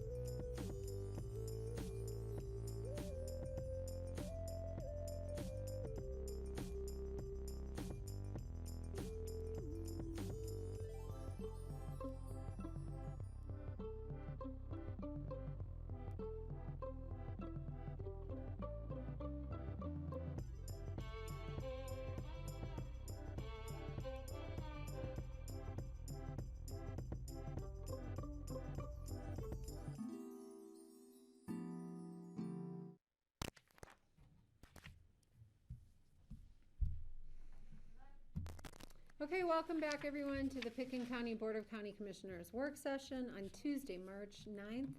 We are at the last item on our agenda, which is a discussion of industrial hemp cultivation proposed land use code amendments. We have our county attorney here, John Ely, to lead us through this discussion. Hello, sir. Hi, Kelly, thanks. So, this is a product chiefly of activity that was going on in dialogue that began during the cultivation year for 2020. As I think everyone on the commission certainly is aware of at this point. The agricultural year of 2020 saw an expansion of the sites within Pickens County where the cultivation of industrial hemp was taking place. So industrial hemp, I believe everybody knows, is a similar plant to marijuana. In fact, industrial hemp and marijuana are really street names for the same plant. The only distinction in industrial hemp or hemp is that it has a reduced amount of THC within the plant. So THC being the psychoactive component of marijuana or cannabis sativa, the hemp plant is then used for other purposes, and in fact, the use of the crop is very wide and potentially continually expanding from paper to cordage to clothing, all manner of application, really. Hemp, however, has never been widely cultivated in this century because of its relationship to the same plant, marijuana, which is psychoactive, and the restrictions that were put on the cultivation of the crop by the federal government and then subsequently by state government. So with decriminalization of marijuana in Colorado, the prospect of cultivating hemp exploded somewhat.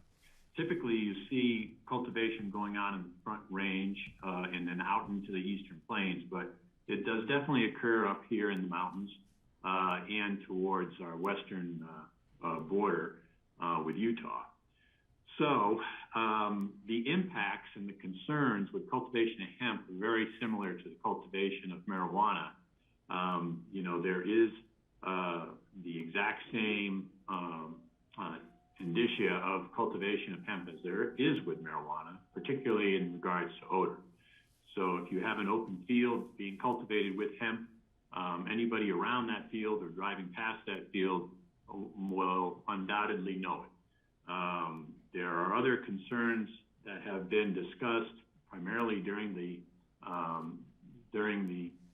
surgence, I guess, of this issue last summer that have to do with property values and potential for criminal activity, the crop being confused with the psychoactive marijuana, and other issues having to do with the quality of the neighborhood and just the enjoyment of property owners around sites of hemp cultivation.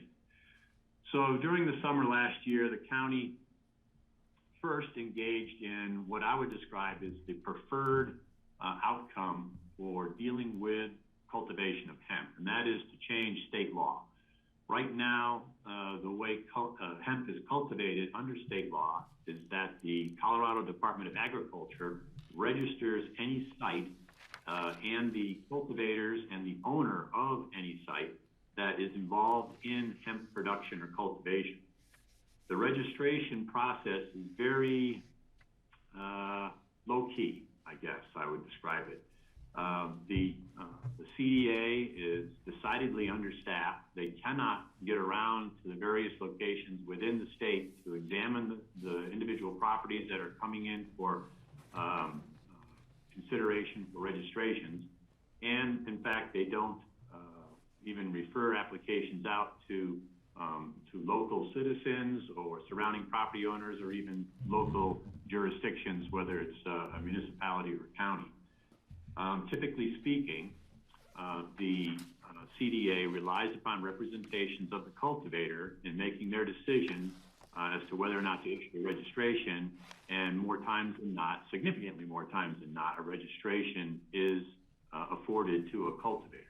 The CDA is an agency of the state that is in a position of, and they certainly see themselves as an agency that encourages agriculture of all kinds without discrimination, and tries to expand the reach of agricultural activity, and that definitely includes hemp.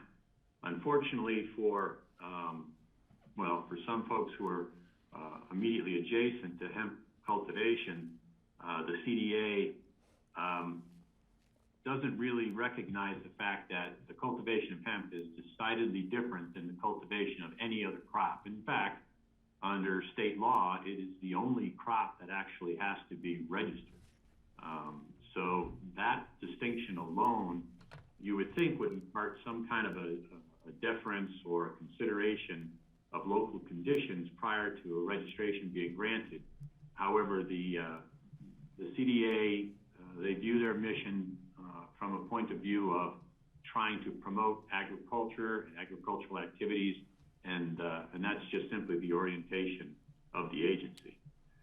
So there is a difference between marijuana and hemp as far as the operation of law and being able to legally cultivate crops or plants under the state law and to do it legally. As I mentioned and went through just now, the hemp registration process is a state-only process. There is no referral to local jurisdictions. There is no involvement with local jurisdictions or local citizenry. The registration decision is made by the CDA on the Front Range, and it's very abbreviated. In contrast, what the process is for the cultivation of marijuana is that there is a license procedure. The license procedure is in a dual format. In other words, you have to have a license from the state as well as the pertinent local jurisdiction. That license can be granted or denied by either the state or the local jurisdiction, and without both, the cultivation can't occur. The enforcement of license provisions and conditions is left to the entity or the jurisdiction that issued a particular license. So there's a great deal of latitude afforded local jurisdictions, and the state maintains the same degree of latitude to police and to regulate the cultivation of marijuana. Ideally, the system or the regime under state law would be the same for hemp as it is for marijuana. In Pitkin County and several other counties last year attempted to move that idea forward. The attempt was made through CCI to see if there was any other counties in the state that would agree with our position and the position of, say, a half dozen other very involved counties. However, that effort didn't move forward. And without that, we're left with a state registration process only. So the next attempt at changing state law was through the administration of state law. So without changing the law to require local jurisdiction licensing or registration or involvement at all, there was an attempt by Pitkin and several other counties to change the way the CDA administers the registration process. Essentially, the request to the CDA was to create a referral agency out of the local jurisdiction wherever the application site was located. What was suggested by the consortium of local counties was that there would be a referral process, that the local jurisdictions would have approximately 30 days to review any referral applications, that the referral process would also include the state division engineer's office for the availability of irrigation water for the cultivation of the crop and in the particular location, and that the referral from the local jurisdiction would center on any issues concerning local regulations involving land use codes or other similar efforts that might be enacted by local government. The the dialogue on that topic went back and forth for a couple of months, and December of last year was ultimately rejected by the CDA. They simply weren't willing to move that far at that time to create a referral network with local jurisdictions and to defer or accept a recommendation from local jurisdictions that a particular registration not issued. In spite of that, my opinion at least is that we did develop a good communication with the CDA staff, and that hopefully in the future we'll be able to build on that level of communication and familiarity with one another to perhaps change, if not state law, then at least the administrative scheme, so that we do realize in the future some degree of referral for the local jurisdictions as well as local citizenry, surrounding property owners, and so forth as that. But without that, we're left in the only real position that we have, and that is to exercise what has been delegated to the various counties by the state within the state's police power.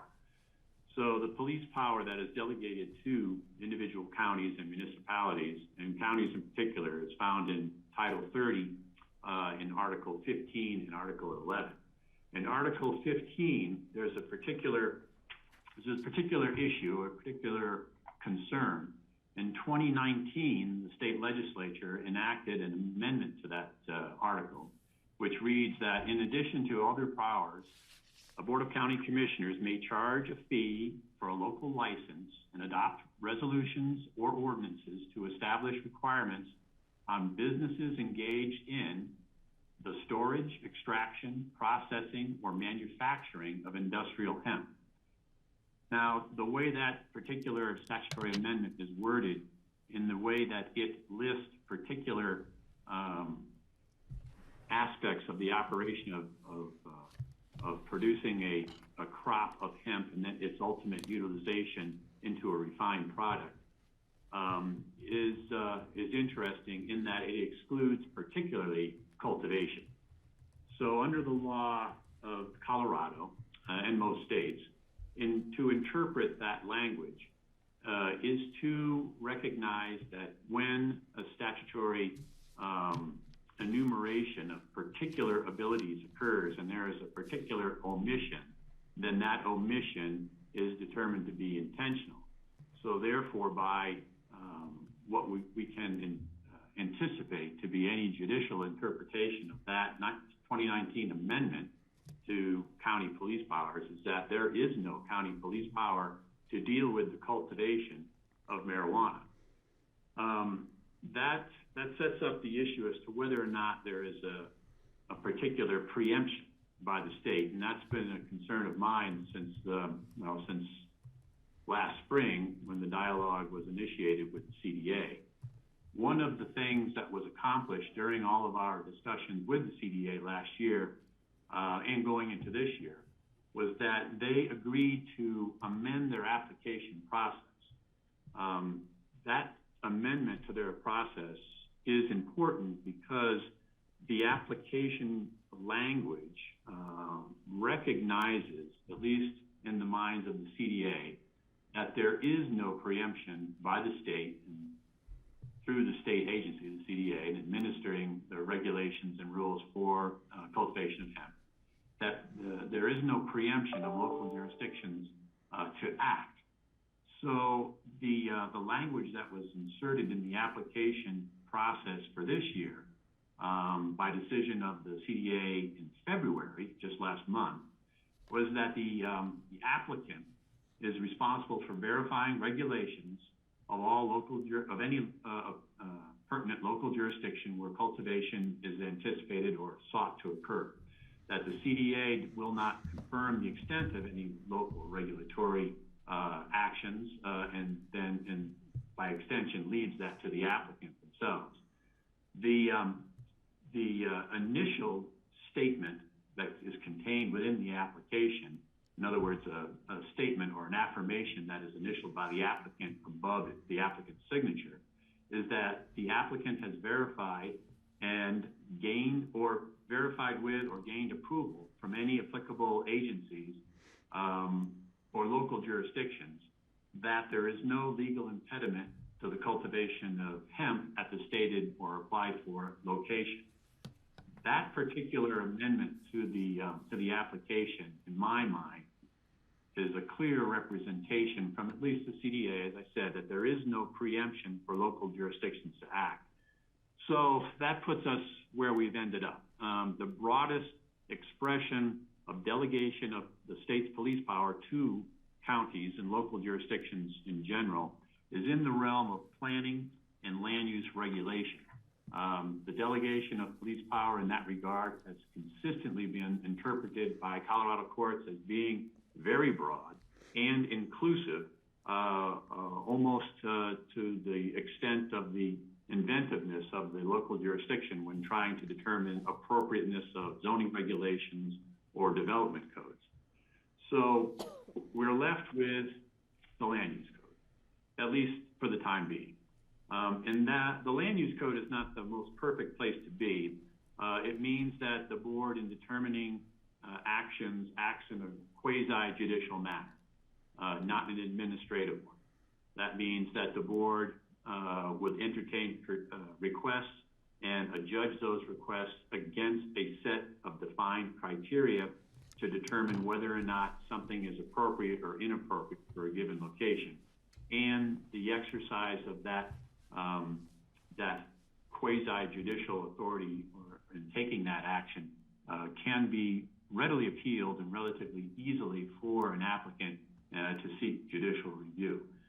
Nonetheless, the area is available to us to enact regulation, with a caveat that I would mention that back in 2002 or 3, the state legislature restricted counties' abilities in this regard in concerns to any established activity. So there is a prohibition that was enacted then that is contained within actually the real estate section of or article of the state statute that says that notwithstanding any other provision of the law, to the contrary, a local government shall not enact or enforce an ordinance or resolution or regulation that requires a non-conforming property use that was lawfully established at the time of its inception to be terminated or eliminated by amortization. So that's typically referred to as the Anti-Abatement Act, and which is really tied the hands of local jurisdictions. Up until that point, Pitkin County aggressively pursued abatement of activities or land uses that did not comply to changing regulatory schemes or changing zone districts. And as of that point in time, cannot. So if a use is established that was not prohibited or otherwise regulated, and therefore was legal at the time of its inception, we cannot cause it to be abandoned. We cannot put it on a amortization schedule to give it a certain limited future life, and that it can continue as long as it's not abandoned for a 12-month period. So with those limitations, my recommendation is that the board consider moving forward on a land use code limitation, as it is our best footing for regulating at a local level the cultivation of industrial hemp. So with that, if you look in the packet at the proposed code changes for the land use code, I'll kind of walk you through those. The first change is to sort of fundamental, is to insert John, the definition. Can we just check in and see if anyone has any questions about? Yeah, absolutely. Sorry, I was just kind of talking through it based on the board's earlier comments. Yeah, no, appreciate it. Please interrupt anytime. Okay. Any questions for John Ely on the legal infrastructure of how we got to considering this code amendment? Patty. So John, what you just said about legally conforming uses at the time, what you're saying then is that the 3 sites that currently exist, we cannot really do anything about at this point. Because they are conforming, because they were allowed prior to any enaction of any action we might take. Correct. Okay, and so what you're technically saying is this is what we can do under the land use code, which would be a special review, and that is it, this is my question, then would the state be saying you need to have, the applicant would need to have approval by both entities, the state level and a local jurisdiction level, in order to move forward? That is basically how we're backing into a duality of control, similar to the regulation of recreational and medical marijuana. Okay. It's not quite the same as the regulatory scheme for marijuana. In other words, a licensing format for local jurisdictions as well as the state. But based on the status of the law and based upon the willingness of the CDA to act, this is where we are. Yeah, and that our special review would have provisions for annual review, annual reports, revocation, etc., in future years out if it was to be approved through a special use review. That's correct. Okay. I think I got it. Well, I have a couple of questions about how we got here. It sounds like there's already been a decision made that we don't want hemp grown in, where is it? It's in Emma? Is that where it is? There's 3 sites currently, but 3 sites? Well, there is no decision that's been made until the board makes a decision. I did receive direction to produce a regulatory scheme that would allow the county to exercise control if the county wishes. So the county hasn't yet wished. No. Okay, how many neighbors are affected by this? I mean, I assume this was brought to our attention because somebody complained somewhere. So where was that? There are 3 sites within Pitkin County, 1 in the Crystal River Valley and 2 in Lower Roaring Fork within the Emma Caucus area. Mm-hmm. One of the 2 sites within the Emma Caucus area was the subject of considerable complaint. And how many neighbors are these places affecting? Are we talking about a big subdivision? Like, I know that this has happened in Baltimore County and some other places where there's been a farm right next to big suburbs. And so I'm just wondering, is this odor affecting a lot of people? Or a few people? Or? Well, I would say that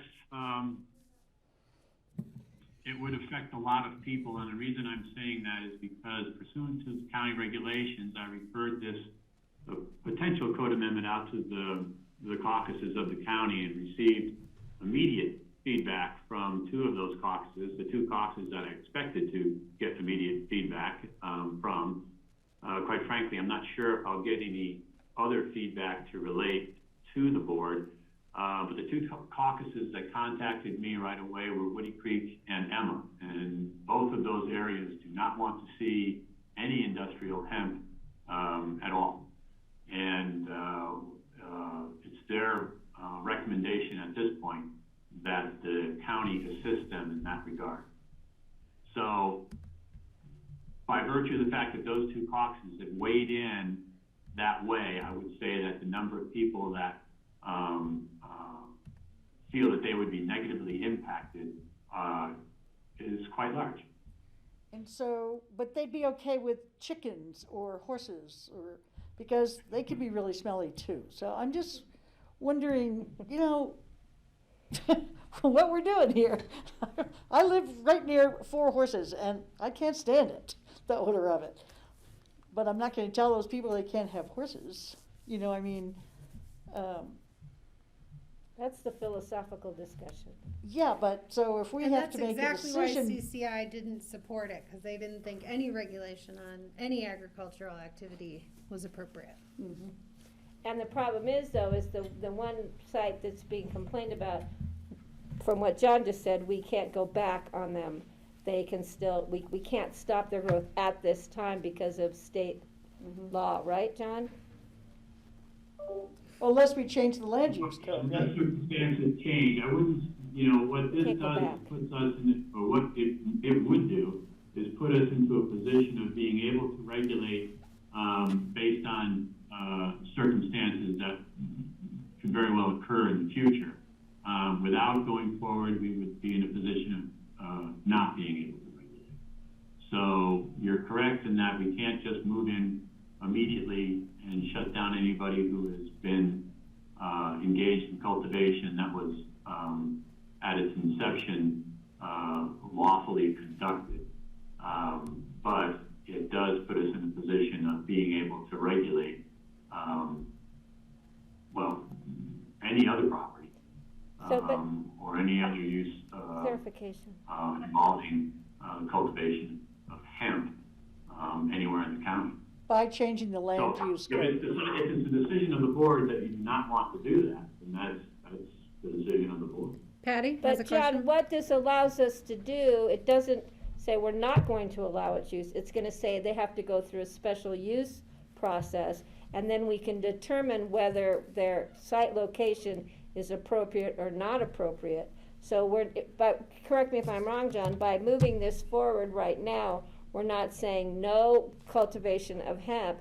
It's saying you have to apply through special use review, and then we can go in. Right now, we don't have that purview. Right. We can go in and say, this site is appropriate because it's in the middle of nowhere, there's no neighbors. This site is in the middle of a neighborhood in a ag zoning area, and we don't, right, John? Is that where a special use So would maybe allow it? this is a good time for John to continue with the presentation of the language changes. Yeah, I just want to hear just one thing. So the only way we can do this is by changing the land use code, or not?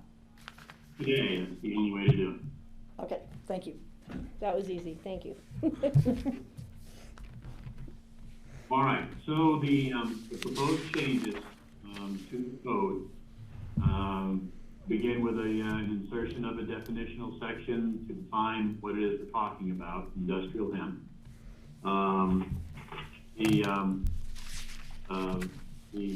The next principal code change is to define where in the county the cultivation can occur, and that is limited to the zone districts specifically of AR10, RS20 and 30, LIR 35, RS 35, and RS 160. Essentially, these are all the rural county zone districts that already allow for agricultural activity, with the exception of inclusion of rural and remote and AR2. The reason that rural and remote is not included is simply because there's just not a lot of cultivation of anything going on rural and remote properties, and the review and enforcement of those properties would be certainly problematic. And AR2 was not included because I thought it was just simply too small of a construct of a lot, and that even though agricultural activity is permitted in AR2, on that small of a lot, you're invariably going to have, impacts on adjoining properties. So if the board doesn't agree with that, the list of those particular zone districts, we can change it. Steve has a question. Steve?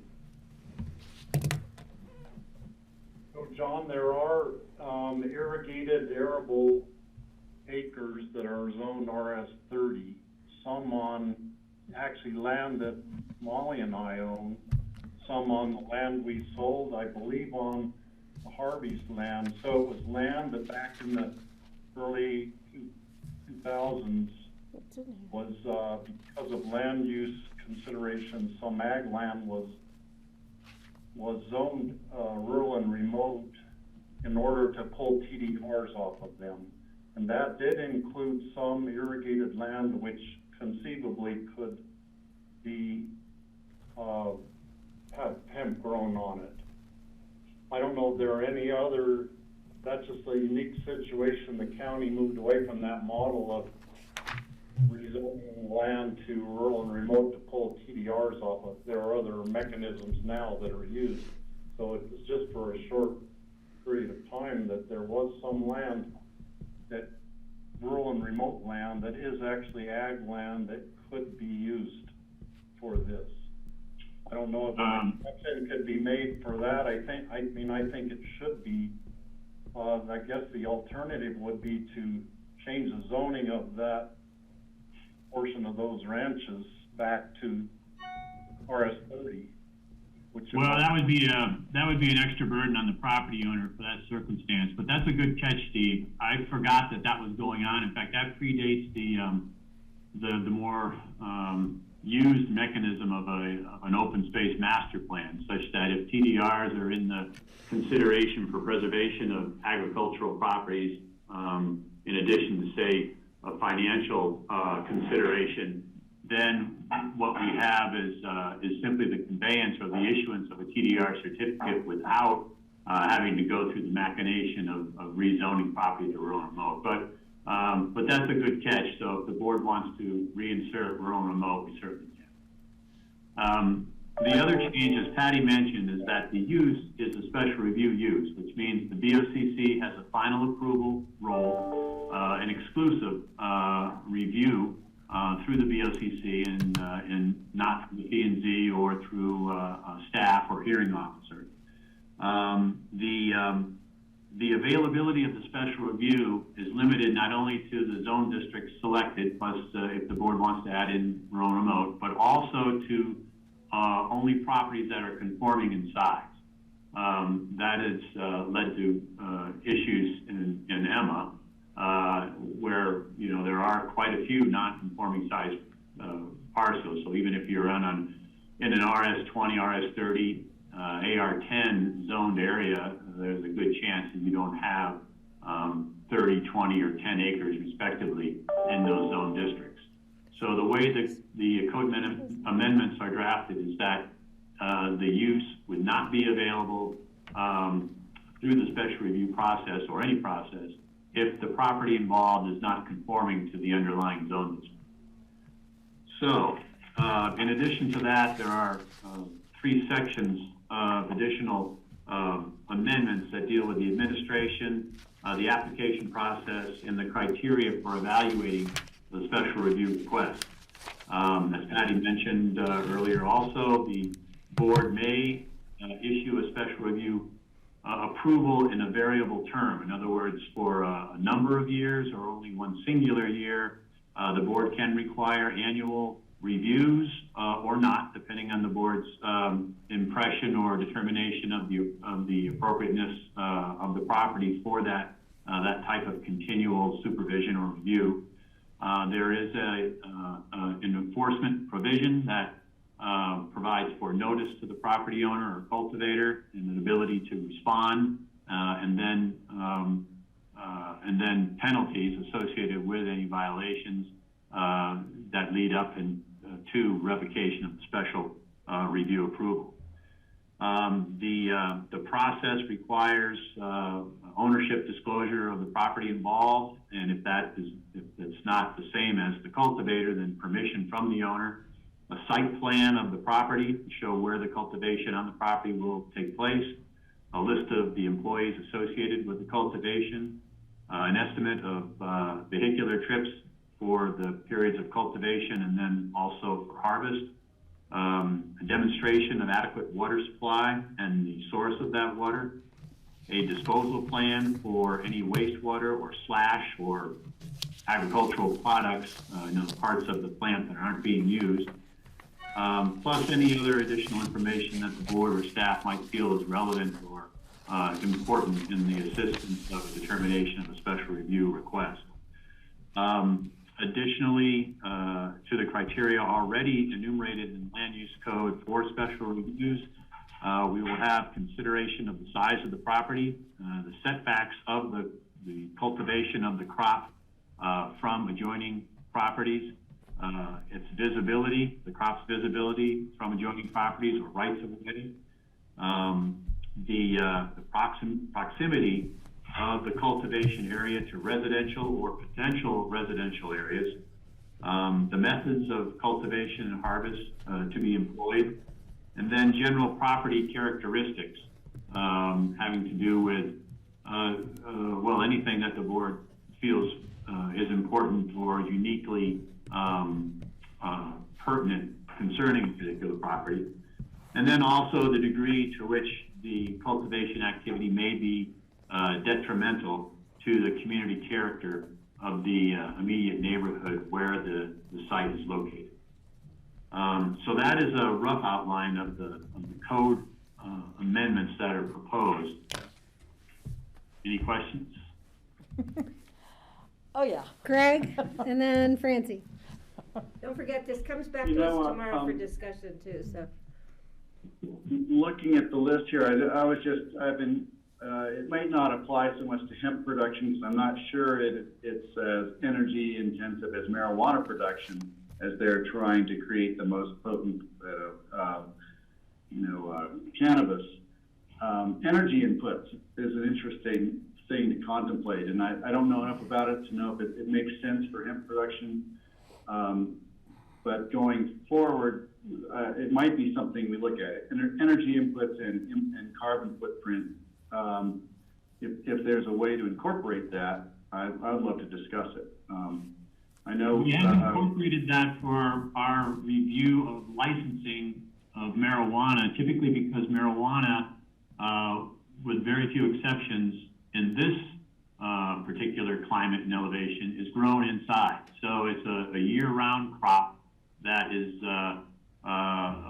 demanding a light regime to mimic certain seasons of the year, summertime or a fall harvest in the middle of January or something like that, and a facility that's heated so that the plants will grow. For hemp,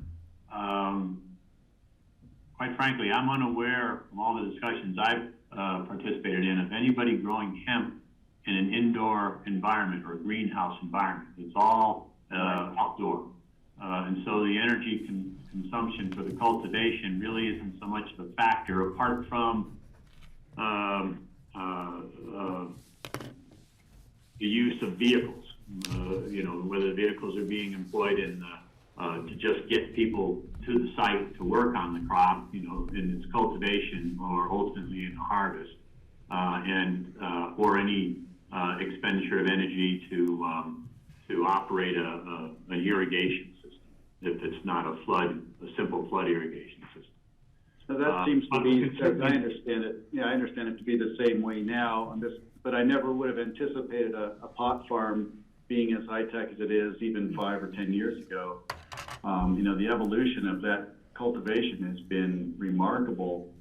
So I'm taking stepping out on an iceberg, wondering, maybe there's no application there, but I just wanted to bring it up. So I just want to check in with the board procedurally on things, because it's 5 o'clock. We haven't had a very long day, but we could keep going. Or the request right now for today's work session is, do we think that we're ready to support this coming forward in an ordinance? It is scheduled for first reading tomorrow. It sounds like we could have some fairly robust discussion around the criteria that John has laid out in the language of the code update. So I want to check in with you all. Do we want to have that conversation now? Or do we want to have it in the context of the first reading of the ordinance tomorrow, or possibly both? So, if we do frequently, I think, complain to ourselves that we hash things out in work session and then, breeze over the summary really quickly in the regular meeting. So we could avoid that and just have the more robust conversation tomorrow. But I do want to check in with folks and see where we're at. Steve. So I think that we should have most of our discussion tomorrow, actually, on our first reading. And I'm comfortable with the way the whole thing is worded, with the exception of the RS30. And I think I would add one of the criteria to be considered would be what zone district or I mean, proof of water, so on irrigated ag land that happens to be RS30, that would be taken into consideration in the special review. Most of the rural and remote land does not have irrigating water. It's an inappropriate place to put it. So I think it would be, someone came forward with a proposal, it would be eliminated based on that. But I feel comfortable having the bulk of our discussion tomorrow, because it's, you know, it's an important topic for a lot of people, and it really raised a lot of discussion around the state too at CCI. Okay, thank you, Steve. I think Patty, then Francie. Yeah, you know, Kelly's absolutely right. We tend to take some of these bigger issues, discuss them at length in work sessions, which is great. But, you know, our agenda tomorrow, we're moving land use, you know, we're continuing it or tabling it, so we will have time. It's not like we have a huge agenda tomorrow. And I think this may be tuned into more for the public who needs to hear this discussion. Gives us time for some public feedback between first reading and second reading. So I think John's given us a great purview over the points that we can think about between now and tomorrow. Make a list, like criteria, like Steve is bringing up, and proof of water. I think, you know, yeah, if you want to grow a crop, even though it's my understanding, anyway, I won't go into it now. It's a topic for discussion for tomorrow, but if the board chooses to stay, I can rearrange plans for what I had tonight, and we can stay till tomorrow if we feel we want to discuss it that long, or we can make our points distinct for tomorrow and move forward tomorrow, but it's up to the majority of the board. I'm good either way. Francie and then Greg. Well, I suspect that it'll be a more cogent discussion if we put it off until tomorrow, given the time. And I would like some time to do some more research on this. And so I'm okay with tomorrow, but I'll stay tonight if that's what people want to do. Greg? I'm happy with going, with letting it go till tomorrow. I'd love to see a little bit more just about what the obvious concern is. And I assume it's smell more than anything. The odor is what I understand to be the biggest objection people have. And are there any ways that can be mitigated satisfactorily, so we're solving the problem we're setting out to solve, rather than just, you know, this may be the only way we can deal with this, but I'm just wondering if there's anything else we could do to allow people to cultivate, as long as they're not injuring their neighbors in any way, olfactory scent, nothing else. But we can talk about that tomorrow. Just wondering if there's any other data on that you want to give us. Tomorrow. I don't have any data other than what's been reported to us by personal experience from people in the county. Which we heard from in letters, I think. So I'm just going to sort of surmise to say that we are comfortable considering this for first reading. We're not totally taking it off the table. And we'll likely have amendments to the language presented when we conclude this conversation at first reading tomorrow. I see nods. I think that's fair. Okay. Oh, I totally agree. And I think John's prepared for us to have amendments for tomorrow. Yep. Okay. So, John, is there anything else that you would like to, any final thoughts that we should be considering for right now while we prepare for tomorrow? The only additional comment I was going to make from my notes is just to make sure the board was aware of the compressed timeline that we're on. Because of the issue of preemption and the determination, or at least the expression from CDA coming so late in the game, you know, early February, and the board schedule, what I've had to do is simply compress all the steps typically associated with a code amendment to the land use code. So we've got this work session that was scheduled. Tomorrow is the first reading on the ordinance that would implement the code amendments. The P&Z will take up the issue the following week, and then your next regular meeting on the 24th, the matter will be back and available for adoption. So just so that the board is aware of that, and I mean, I set it up that way so that you can move quickly if you desired. If you want to consider it, then, you know, that's certainly the prerogative of the board. It's simply that, once you're deep into the cultivation season, you know, you won't be having much effect, this year, if you don't move on it sort of the way I Yes, Steve. A technical question about the process. Should it not be referred to the P&Z first? If it is going to go to them, then they would refer it back to us, and then we would do the first reading and the second reading? Typically, that's where we try to do it, but we could not afford that time where we are.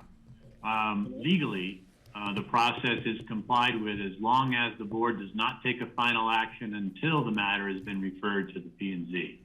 And we have done it in this particular method or procedure in the past, where there are issues of moving, you know, moving something along to fruition. So it's not totally out of the ordinary, although typically you would see the P&Z weighing in before a first reading.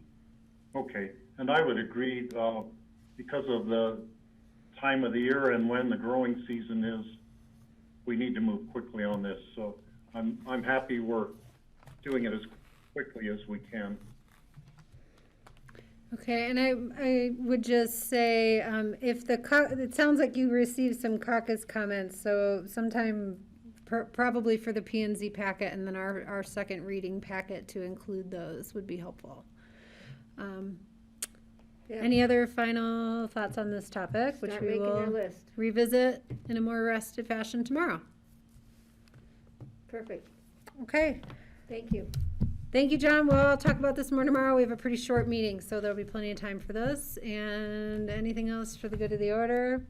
Seeing none, we will conclude our work session today and reconvene tomorrow, Wednesday, March 10th, for our regular session at noon. Thank you. Thank you, Grassroots. Thank you Terry. all. Thank you, Kelly. Grassroots. Thank you, John, for your Terry. presentation. Closing tomorrow for the meeting?